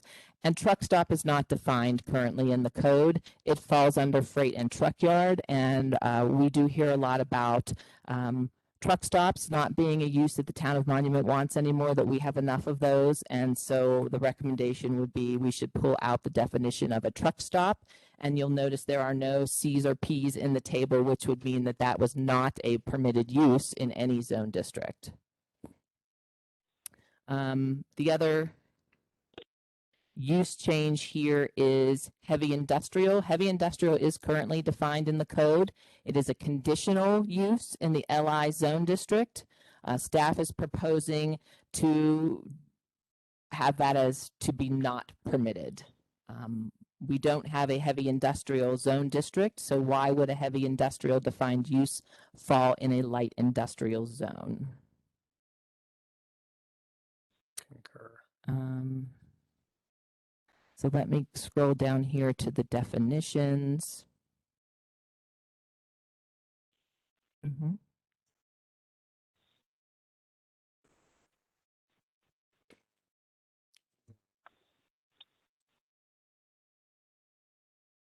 Yes, if the truck stop is there or part of a plan, correct, yes. Do we have any that are currently in the pipeline with a proposed use of truck stop? No, I will tell you that there are some conversations that staff has had that the Quick Trip is a truck stop. That's why staff worked with Quick Trip to get notes on the plan related to limiting the number of parking spaces, no overnight parking. The code also defines convenience store. I think where staff is just one opinion, but we are of the opinion that that is the Quick Trip is a convenience store because it doesn't have those services geared towards freight. Yeah. So there are no other truck stops currently under review and no other convenience stores? Not currently under review. And also truck stops also have inside like showers and bathrooms. So that's a difference between a truck stop and convenience store with gas station pumps too. So best current draft definition of a distribution facility. A large facility often utilizing cross-docking. There's been recent conversation about cross docks, cross docking. So that's when you have a dock on the, for example, a dock on the west, as I understand it, right? I'm no pro either. I'm just reading way too much lately. So you have a dock on the west side, a dock on the east side of the building. They are parallel from each other. Trucks come in, unload in the distribution area. It's either repackaged or packaged into smaller, and then it goes right out. So it spends minimal, any of the product spends minimal time in the facility. It's just in and out. There's been conversation we should prohibit cross-docking. From what I can tell, cross-docking is a process and a logistical process. It's not so much a tangible design criteria, but I did find a way to address cross-docking. But in the definition, it states, large facility often utilizing cross-docking to move goods in and out quickly, a facility that is used for receipt, temporary storage, and redistribution of goods according to orders as they are received, serving as a bridge between the supplier and its customers. Freight or truck yard, that definition is currently in the code, but we've removed the use shall also include truck stops or fueling stations where diesel fuel is primarily sold. We've removed that because we're going to define truck stops specifically. Fulfillment center used for receiving temporary storage of goods near the customer base, distribution of goods according to orders as they are received. Activities include receiving inventory, generating pick lists, picking products, assembling, packing boxes, labeling, returns, managing returns. One-stop fulfillment site with services like order processing and prep. A micro-fulfillment center, we talked about, small version of a fulfillment center. We are defining semi-truck. I need to do a little more research on this. From what I can tell, just semi-truck weight here is anything over 26,000 pounds would be considered a semi-truck. Where does that come from? There was a document, and I can pull it out. It's Interstate Commerce Standard Gross Vehicle Weights or something from DOT. So if we looked at Pilot and we should see all those tractor trailers there, we would assume then that all of those empty weigh more than 26,000 pounds. Yes. Okay. That is my understanding.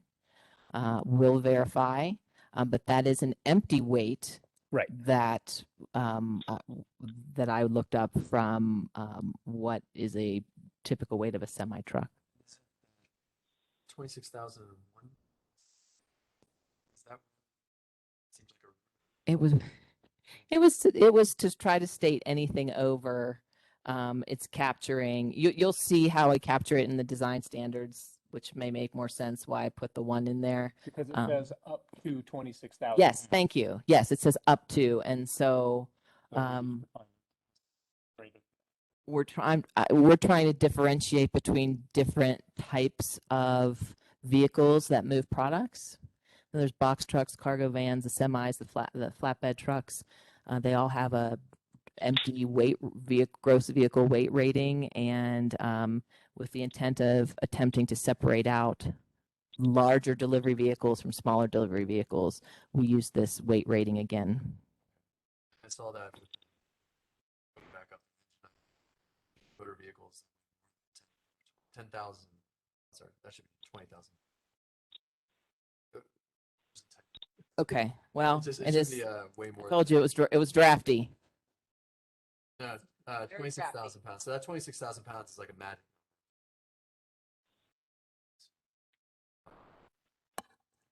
That just is a flag to me to just.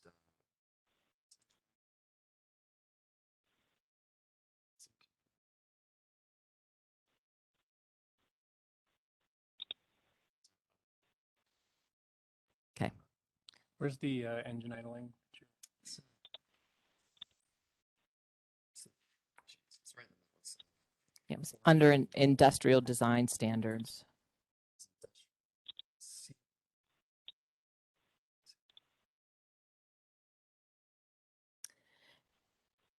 And then you'll see these other standard definitions. Truck stop, deleted the existing warehouse and distribution definition to redefine as warehousing with distribution that focuses on a storage facility for long-term storage of inventory, finished manufactured goods, and how distribution occurs, what types of uses, moving and storage firms, industrial warehousing for shipment, and excludes distribution of e-commerce goods and excludes fulfillment centers. So, I mean, there are warehousing that will have distribution of some goods. I think I heard the Planning Commission say if it's a local business and they're doing some putting together of a product and then warehousing that and then sending that out, distributing that out in some way, that could be a use that would be permitted. And again, this is in relationship to those straight zone districts within the code. A lot of the PUDs already have defined uses. This would impact anything moving forward, any straight zone districts. But it would not have any impact on PUDs that have uses defined within them, because aren't we redefining the uses? So therefore, yeah, if there's a sketch plan approved and it defines the uses, these new definitions and uses would not impact those PUDs. However, the design standards would impact any PUD property that does not have a vested property right, and a vested property right per the Land Development Code starts at the preliminary plan stage. So anywhere there's just a sketch plan, that is not within the code as a vested property right. so anything beyond the Anything beyond that would be a vested property right, basically when we're looking at the site design, right? And that's going to be more of a preliminary or final development plan, site plan phase. but any other PUD that hasn't reached that point, these definitions do apply. The definition, there are most of the sketch plans have uses defined. The uses, the type of use, the type of industrial that would be there. If the sketch plan says warehouse and distribution, manufacturing, those types of uses are already specified on the sketch plan, we cannot change that sketch plan with these definitions. However, when that sketch plan moves to a building on the ground, a site plan review, the industrial design standards that are site development specific would apply. Do we have PUDs out there for which nothing yet has been submitted? No sketch plans, nothing, it's just there? It's zoned PUD? No, they all have sketch plans, but there are sketch plans that have not gone to the site specific preliminary or final site plan phase yet. So pretty much all PUD, we're constrained to design standards if we're going to have any impact on the development associated with that. Yeah. Okay. Which is the majority of our land in is developed. This might be a personal problem. So if you do, since I misunderstood the street name, I'm open for anything. But as I was reading through, the only thing that I came to that I said, okay, what is that? Industrial warehouse. Did you find a definition? Industrial warehouse. So that was the only thing. That's in the warehouse and distribution definition. Warehouse, and I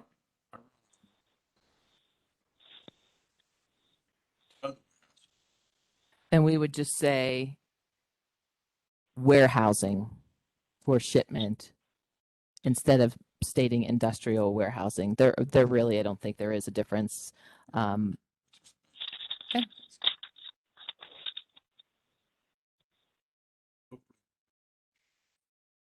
No, absolutely.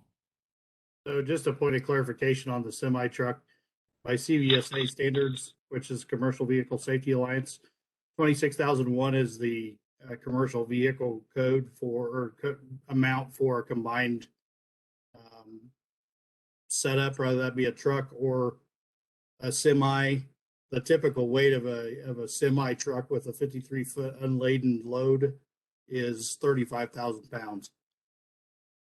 So 2601 is a larger commercial vehicle larger than a But cargo van.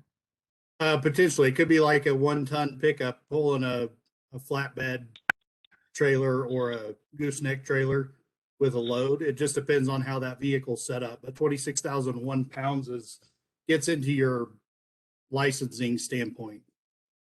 Okay. But yes, more than likely a commercial vehicle is 26,001, but you could get a 1-ton pickup with a 53-foot camper trailer on it, and that by that definition could be considered a commercial vehicle or a semi truck. So I guess from planning commission perspective, by the time we're done with this work session here, it would be helpful for staff to have some guidance on what type of delivery vehicle are you concerned about? Is it just semis and anything larger?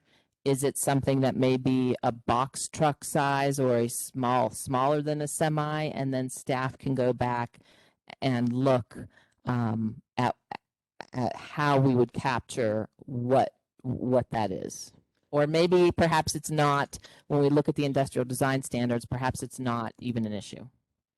I'll throw this out there. For those who don't know, I work at Amazon. And anyway, one of my colleagues just came from the fulfillment centers. He worked in a fulfillment center. And so I said, hey, we're wrestling with this in our community. What's your experience working in the fulfillment center of what is the negative impact to a community from these fulfillment centers? Why are people getting all uptight? And his experience predominantly in the Seattle area is the tractor trailers.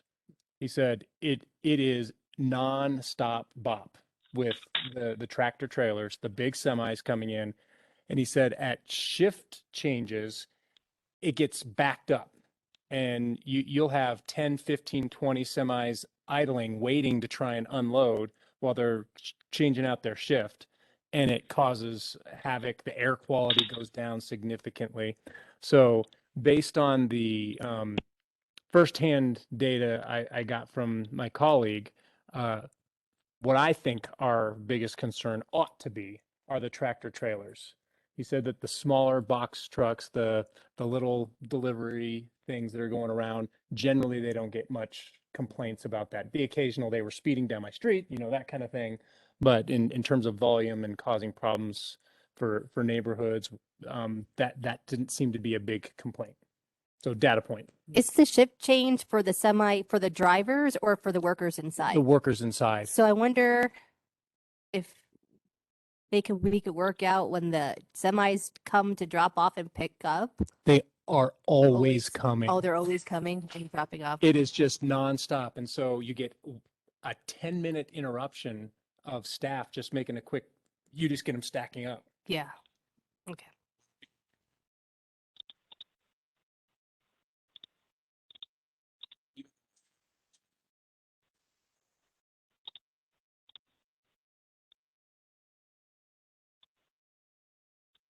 So I get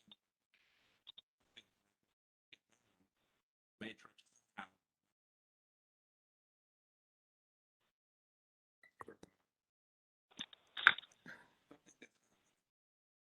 because again, I think we're looking from semi, just like someone said online,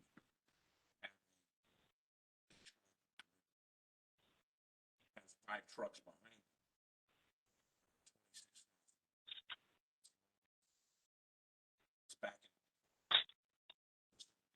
Okay, and so we'll look at these industrial use standards, and maybe we don't even need to define the type of truck. I'm backing up a second, Anya, to try to explain where we're at with PUD. There's a section in code 1803-420, scope and intent of the PUD. It talks about, private clubs or operations for the purposes of marijuana aren't permitted in a PUD. States just some general language about PUD. I've added here a C, industrial uses in a PUD zone shall conform with the supplemental design standards of section 1804-150. So that is in text reaffirming what we've talked about here, is that a PUD, someone coming in for a preliminary PUD or a final PUD for an industrial use would need to conform, the site would need to conform with the design standards. So just to eliminate any confusion related to a PUD. A PUD crafts its own zone, right? It can craft any of its own design standards, but if we're setting a minimum, this reaffirms that our expectation from the Land Development Code is the PUD conform with the industrial design standards. So we have industrial design standards in the code now, 1804-150. There's site features section, adjacency, that's already there. Traffic study language, we've added some traffic study language. The traffic study shall show traffic generated by industrial use, shall not impact nearby residential streets, should analyze the types of truck traffic. Semi-truck, box truck, cargo vans are examples, but not limited to. And relationship to delivery times and impact of peak hour traffic. Semi-traffic is discouraged with utilization of smaller and more frequent deliveries at off-peak hours. I have reviewed this with the town attorney and all of these standards that we're adding. One thing he did say is that when we're setting thresholds, he will review again to determine where we end up on the thresholds, but saying no semi-trucks is very difficult from a legal perspective, being that the properties are zoned industrial, and inherently with industrial, there is going to be some semi-truck delivery. Plus, you do impact all industrial. And so the preferred language here is to have the traffic study hone in on the distribution of trips, the types of trips, the impact to peak hour traffic, and discouraging semi for utilization of smaller deliveries and staggering that with peak hour. But again, trying to not say no semi trucks, because that will be, that's pretty limiting, and it would apply in all scenarios. And it's not reasonable. I mean, our smallest Correct. restaurants have Cisco trucks, semis that show up. So we have lots of existing, even smaller businesses that have once a week deliveries from semis. So I agree. Saying no semis is unreasonable. We have to kind of figure out what sort of frequency and, you know, trips per hour kind of thing to set as a standard. This word shall not impact nearby residential streets. That is so squishy. Me driving down the road is going to impact residential streets. You could make the case. You know, us having a planning commission meeting impacts the residential streets. So it seems like we should have some kind of standard. Can we reference a standard in the traffic code? Traffic cannot impact such that it would get to a level C service, something like that, where, remember when we had the traffic levels defined? Maybe tie it to one of those, because to say just not impact that, I don't know that that's defensible. I like that language just because it's not. I'm almost like, it's a standard no one can meet, so therefore it's not going to happen. And I was hoping that would just quietly sneak by. And some of that is already in the code now, more of the subjective language, but we will try to work to find measurable, less subjective language to add in a traffic study section. But it sounds like something related to the traffic analysis and what the traffic analysis includes over and above the standard would be an item to continue to look at. Something like that. If it changes the level of service, then Yeah, volume and you know, just the I know it's going to be hard to peg a number, but to your point, Sean, with, you know, what is the chief complaint from Amazon Center, you know, operating nearby residents? It's like, that's just it, and it's just the coming, particularly the semi. Boy, I mean, I can only imagine that, and if one of those goes to land, I don't know what else to say. It's going to be busy. oh yeah, there any fulfillment center, and even distribution center is going to significantly impact the traffic in the nearby area. But this says residential. Right. So, Would you think of level of service for just the semis or for the warehouse in general for the trips? I would say overall. Overall? Okay. Because yeah, that's really, to me, it's either like this monster noise from a semi. Just the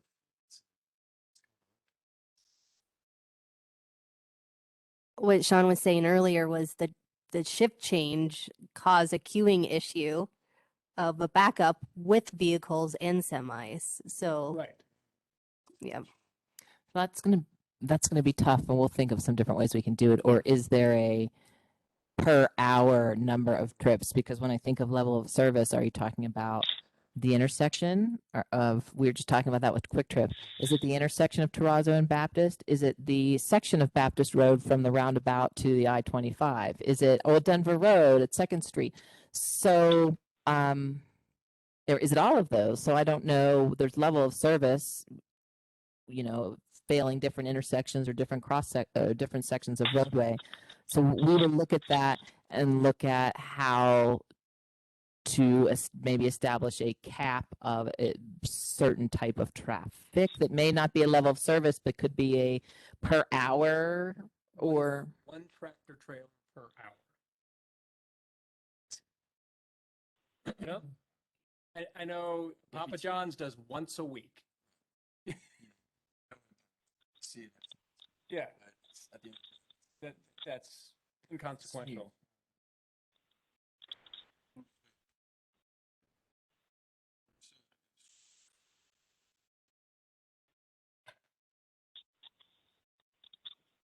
Could the abatement of paragraph be expanded?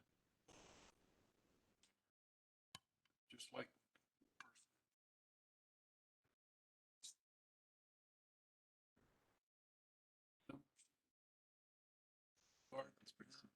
Yeah, it is. Then they go to electric trucks and we're screwed. I hear you. That's a point. It's on its way. Next time.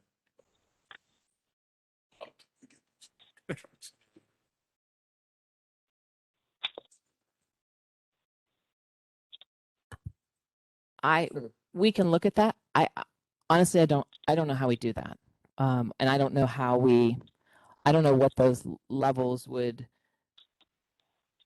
I don't know how to measure them. And this is language that's in the code now. I believe it comes from something. I will have to figure out where it comes from. I believe someone told me it comes from some federal guidance, or it's language that's used in other places, but I don't know what those levels would be, but we'll certainly look to see if there is a measurement, how we would establish that.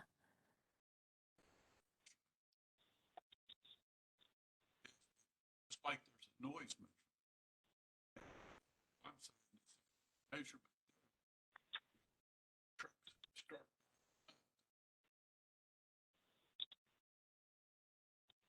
If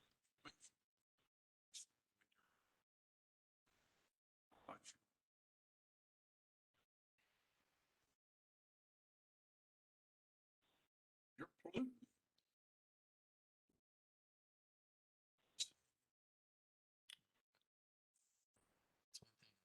To have a tail. Some sort of device. Capture that. I hear you, but Because then we could tell a resident that has a diesel truck that you're polluting the air too. So, yeah.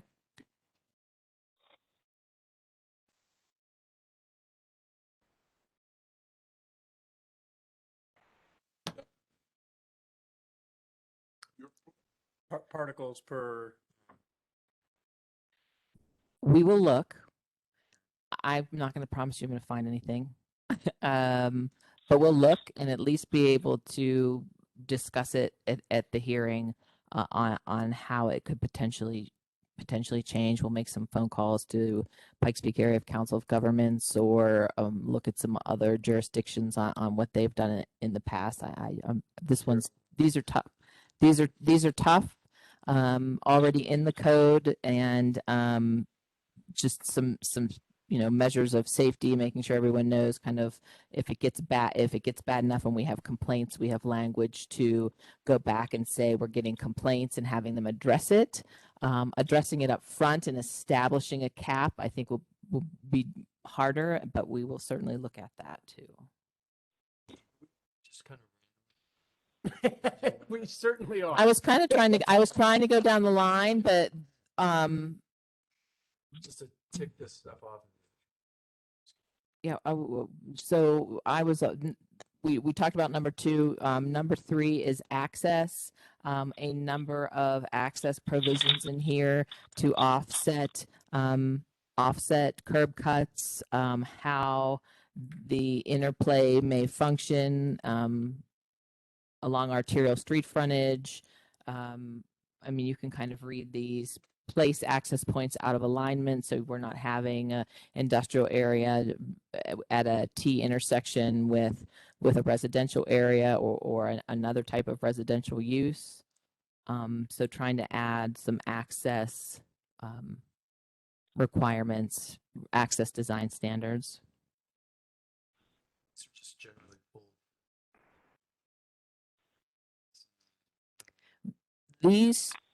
These two related to access, we found in other municipal codes. I could certainly pull up and figure out which municipal codes. I believe one is from Aurora, and the other one, I can't remember which code it was from, but those were found in other codes related to industrial uses, along with this language on circulation, access and circulation being designed so that loading berths are internally oriented and are shared with adjacent industrial development in order to consolidate and minimize street access points to the maximum extent practical.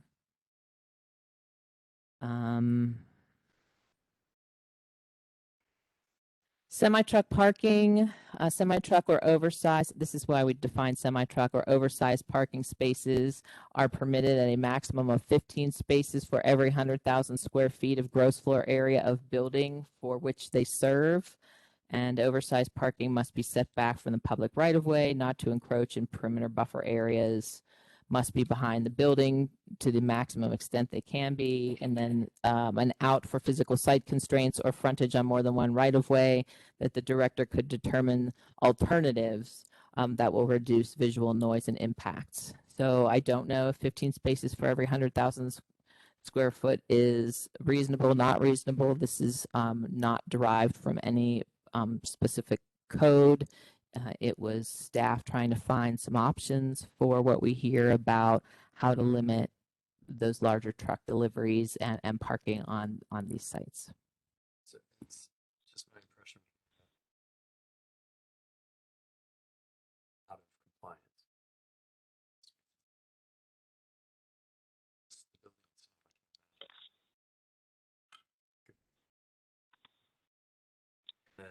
And I don't know that this really solves the real problem that the community has. I think it's less the parking and it's more the coming and going. In a distribution or fulfillment center that has semis parking, people are going to get fired because you're losing money. So I don't know that that's an important thing, and it also creates a problem with pilot. Well, pilot would be legal non-conforming. Oh, because it already exists. It already exists. And it helps prevent more truck stops. Oh, I like it. Let's keep it.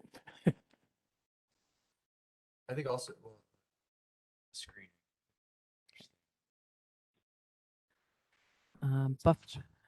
Buffers there, storage areas. Again, just making sure nothing's in the required building setbacks or perimeter buffers.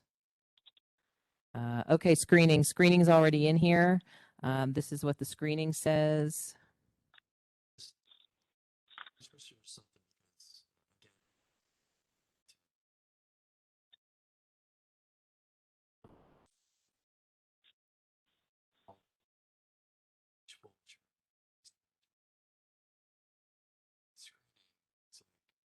Ineffective.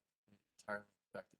Certificate of occupancy will not be Issue. issued until adequate screening is in place. You know, exactly. Yeah, here in 25.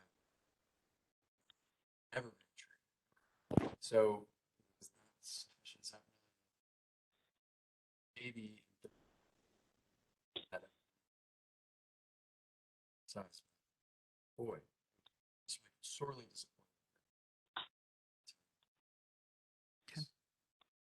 Looking for something else that can hide the blemishes. Can you suggest Either anything? whether it has to do with the size of the tree. Number 3.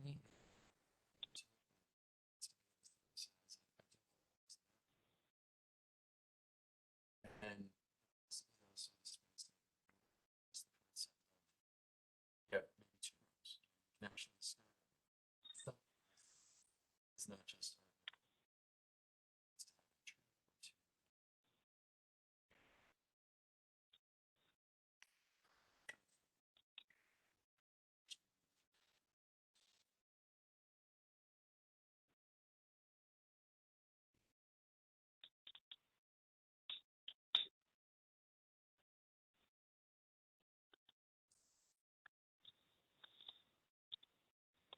Well, there is. We have code enforcement that goes out. Yeah.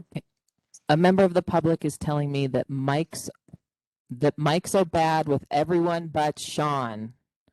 Thank you. sorry. So we need to speak it up. We need to speak up, and please, citizen who told me you can't hear, please let me know if it gets better, and we will ensure we're speaking closer to the microphones. We will look at screening and maybe adding some additional language, or this language says a fence wall, hedge, landscape, earth berm, any combination. Maybe it needs to be more of a berm is a requirement with a certain amount of landscaping, or in lieu of having some type of wall or masonry wall, so we can come up with some options for consideration. Yeah, and to go back to that certificate of occupancy, saying, at completion or substantial completion, city town can look and not see 75% or some other measurement that says at a certain spot, when we look, it's actually obstructed, and truly the screening is doing the job it was intended to do. That can be either measured or otherwise identifiable. There's a hole. This isn't taking whatever it is. Okay. Yeah, And the we 25 foot seems inadequate for if they're going to go with trees. 25 foot is inadequate. It's too porous. Every 100 feet, you're only going to see 4 trees. So I don't know, some kind of measurement of visual penetration, we will try to find some language to add there, and please know that we review the plans, landscaping plans, before we sign off on the certificate of occupancy. And once things die, if they have an approved site plan, we can send code enforcement out. So if there's something that's gnawing at you that you've seen, I mean, we can verify. Pilot. And just to let you know, our landscape supervisor has informed me that trees can't be planted too close to each other because of the roots, and that happened with the trees around the MVA station on Jackson Creek Parkway. They planted too close and they died, and they had to replant them all. I live right by that station. Yeah. It wasn't. It's not as at first you're like, oh my gosh, there were a few. There wasn't like mass death, but clearly some of them. I hear you on that. That's why we need to figure out what the feet should be between each tree, and ask our landscape supervisor or on-call engineer what they recommend. I have 2 trees in my backyard right here that challenge that assertion. I hear you. What type of trees are they? Fat Alberts, evergreens.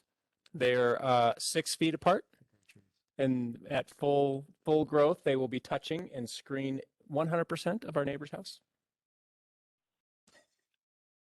Thank you, Mr. White. All right, moving along. On the screening, what I'd circled, minimum height of screening shall be 6 feet.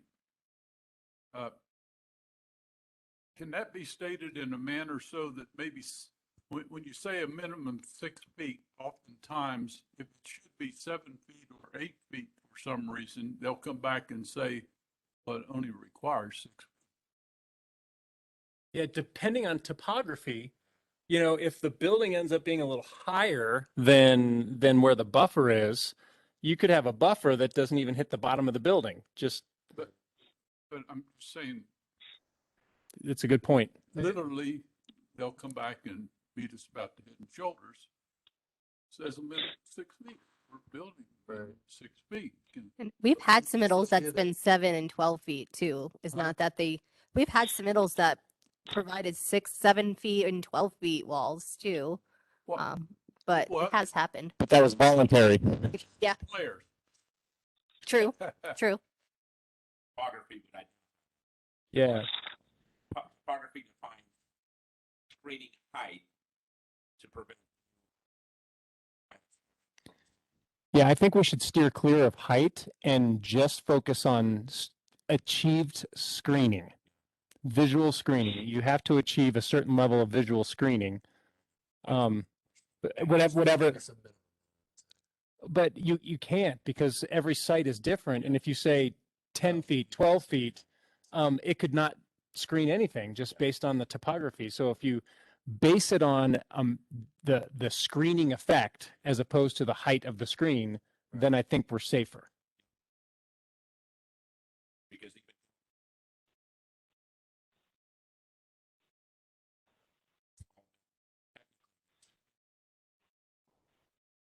so how did Yeah. And what was the effect of the screening? Yeah.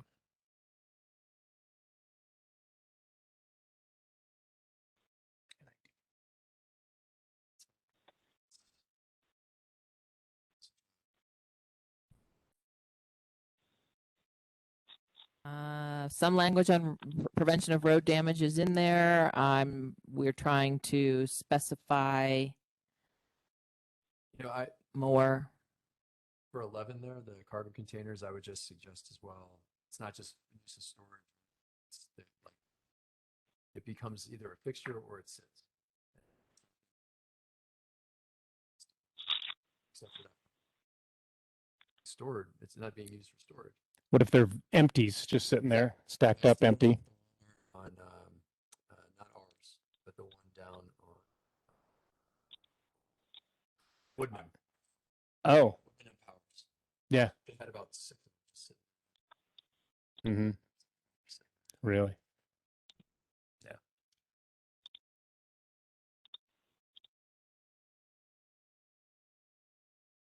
Okay.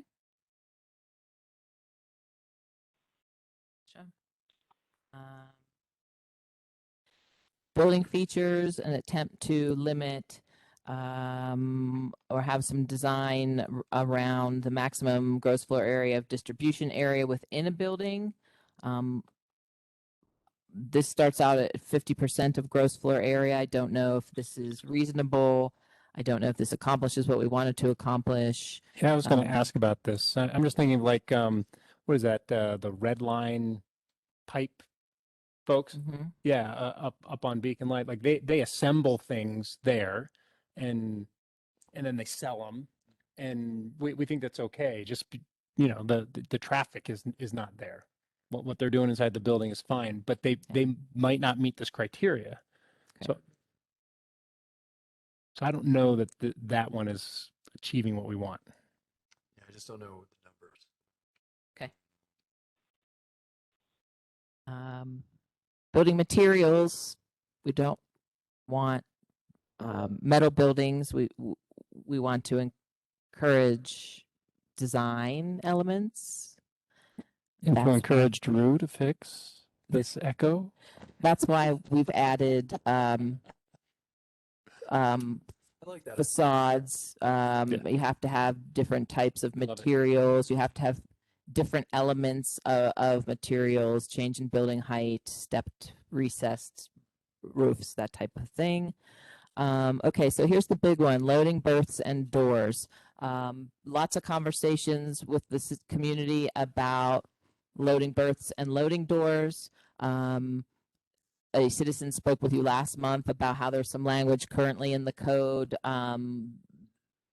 that are interpreted by some to mean maximums. We've chatted. I disagree with that. I think they're meant to be minimums, but there's nothing to say we can't add maximums, right? So loading berths and loading doors, interior to the site. What staff's attempting to do here is differentiate between different types of loading doors. A loading door that would serve a semi-truck or a large truck, and a loading door that would serve a smaller truck. And I guess it is not just, I did a little more research, it's not just about height of the loading bay off of finished grade, but it could also be the size of the door.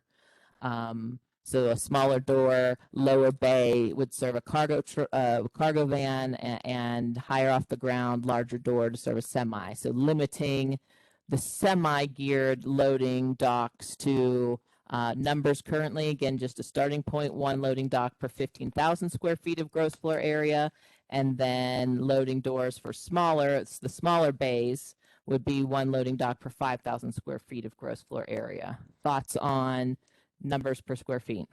I mean, this could be a huge exercise and possibly one in futility, but to try to take this is done on some sort of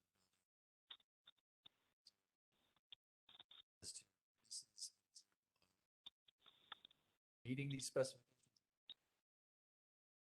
what it actually looks like.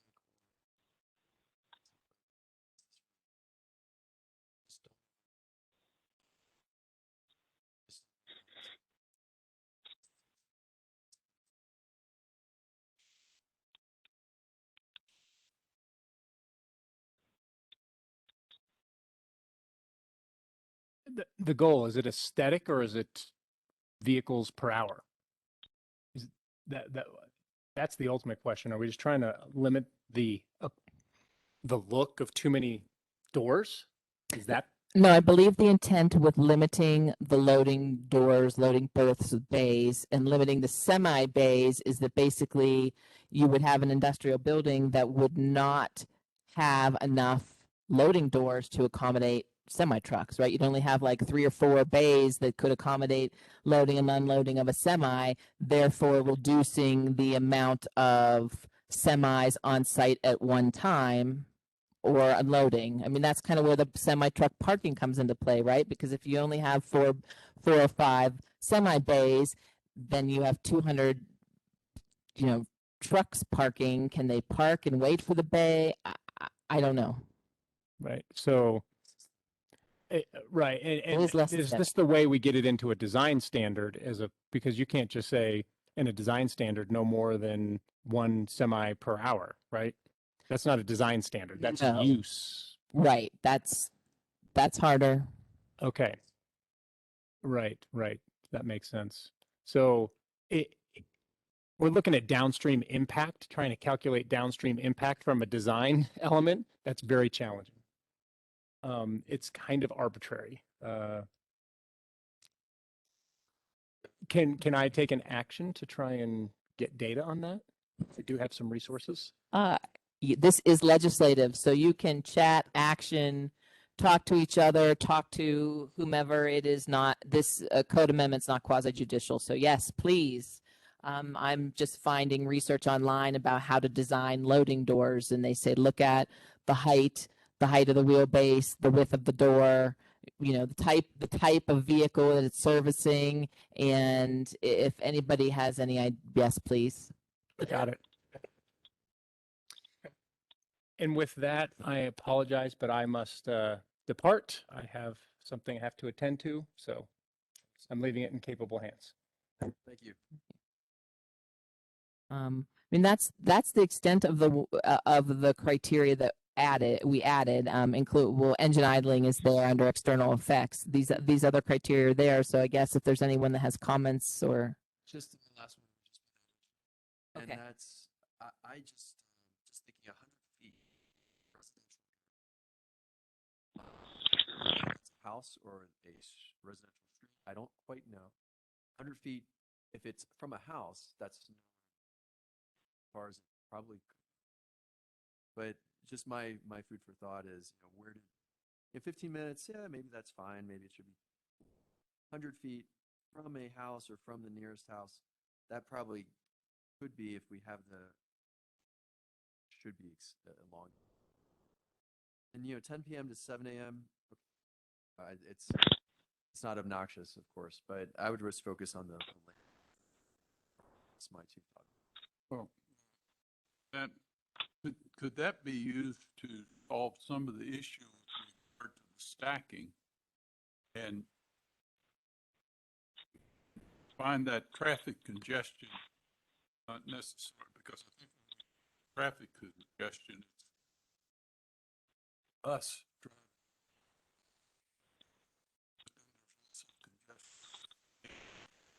To the facility.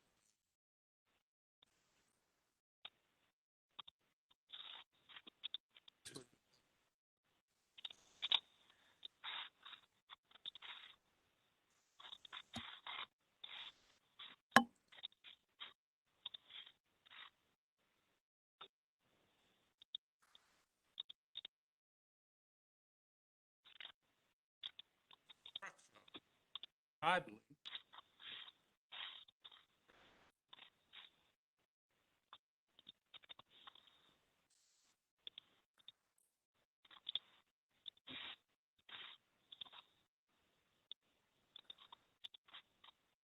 I don't either. We will look it up and talk to folks in the next few weeks and try to figure that out. And see if we can come up with any potential solutions to bring back to you at the next meeting. Any other? Say that semis can't block major intersections at all, even because if they're idling there, they're not allowed. They're not allowed to block it, and they would be ticketed.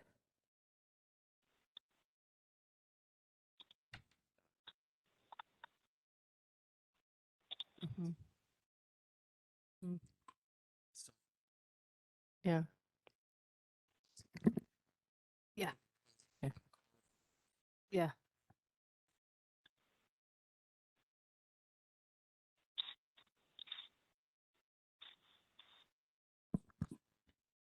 Mm-hmm. Gentlemen, can you need to get close to your microphones too. Yeah. But yeah, I think it's a challenge I hear what you're saying, just to identify. Okay. Any other directions you'd like to see staff go? Something that wasn't mentioned here? Again, just a starting point. Trying to address what we know to be some of the concerns with design standards that are zoning code related. Anything else that, if you think of anything in the next couple of weeks, would like to hear that sooner rather than later. Thank you very much. We appreciate all the work. It's clear that there was a lot of work. So thank you staff for doing it. I mean, this is dramatic, and it's like, all right, we're just working on the refinements. It's just tidying it up. So thank you very much. You're welcome. And we have not forgotten about building height. There's only there's two of us. There's only so much we can bite off at one time. So with the directive from the board to bring something back related to industrial sooner rather than later, I think building height would be something we will look at next. Just couldn't wrap it all together. Let me know if there's one of you, and we'll send an email tomorrow if there's one of you that would like to attend the meeting on the 19th. I'll send you the details. We'll send all the details out to you tomorrow, and you can determine what we can't have more than two of you there. 1 to 2 would be the maximum if anyone's interested. So we'll send you the details, and you can decide who might want to attend that to be a planning commission representative. And then we'll see what happens in a few weeks. And we're just observers, correct? Or any of our representatives are just observers, or it's an active kind of, we don't have our official hats on, or you would have your hat on. Yes. A board of trustee member would be there with their hat on. A planning commission member can also be there to throw out ideas. I mean, you know, solutions, whatever. Yeah. So you would be absolutely an active participant. Again, it's legislative, so you can participate. And I think with code amendment, there could be some benefit there as well. So we'll send that out to you, and you can decide who'd like to attend. And I've got strictly an administrative item.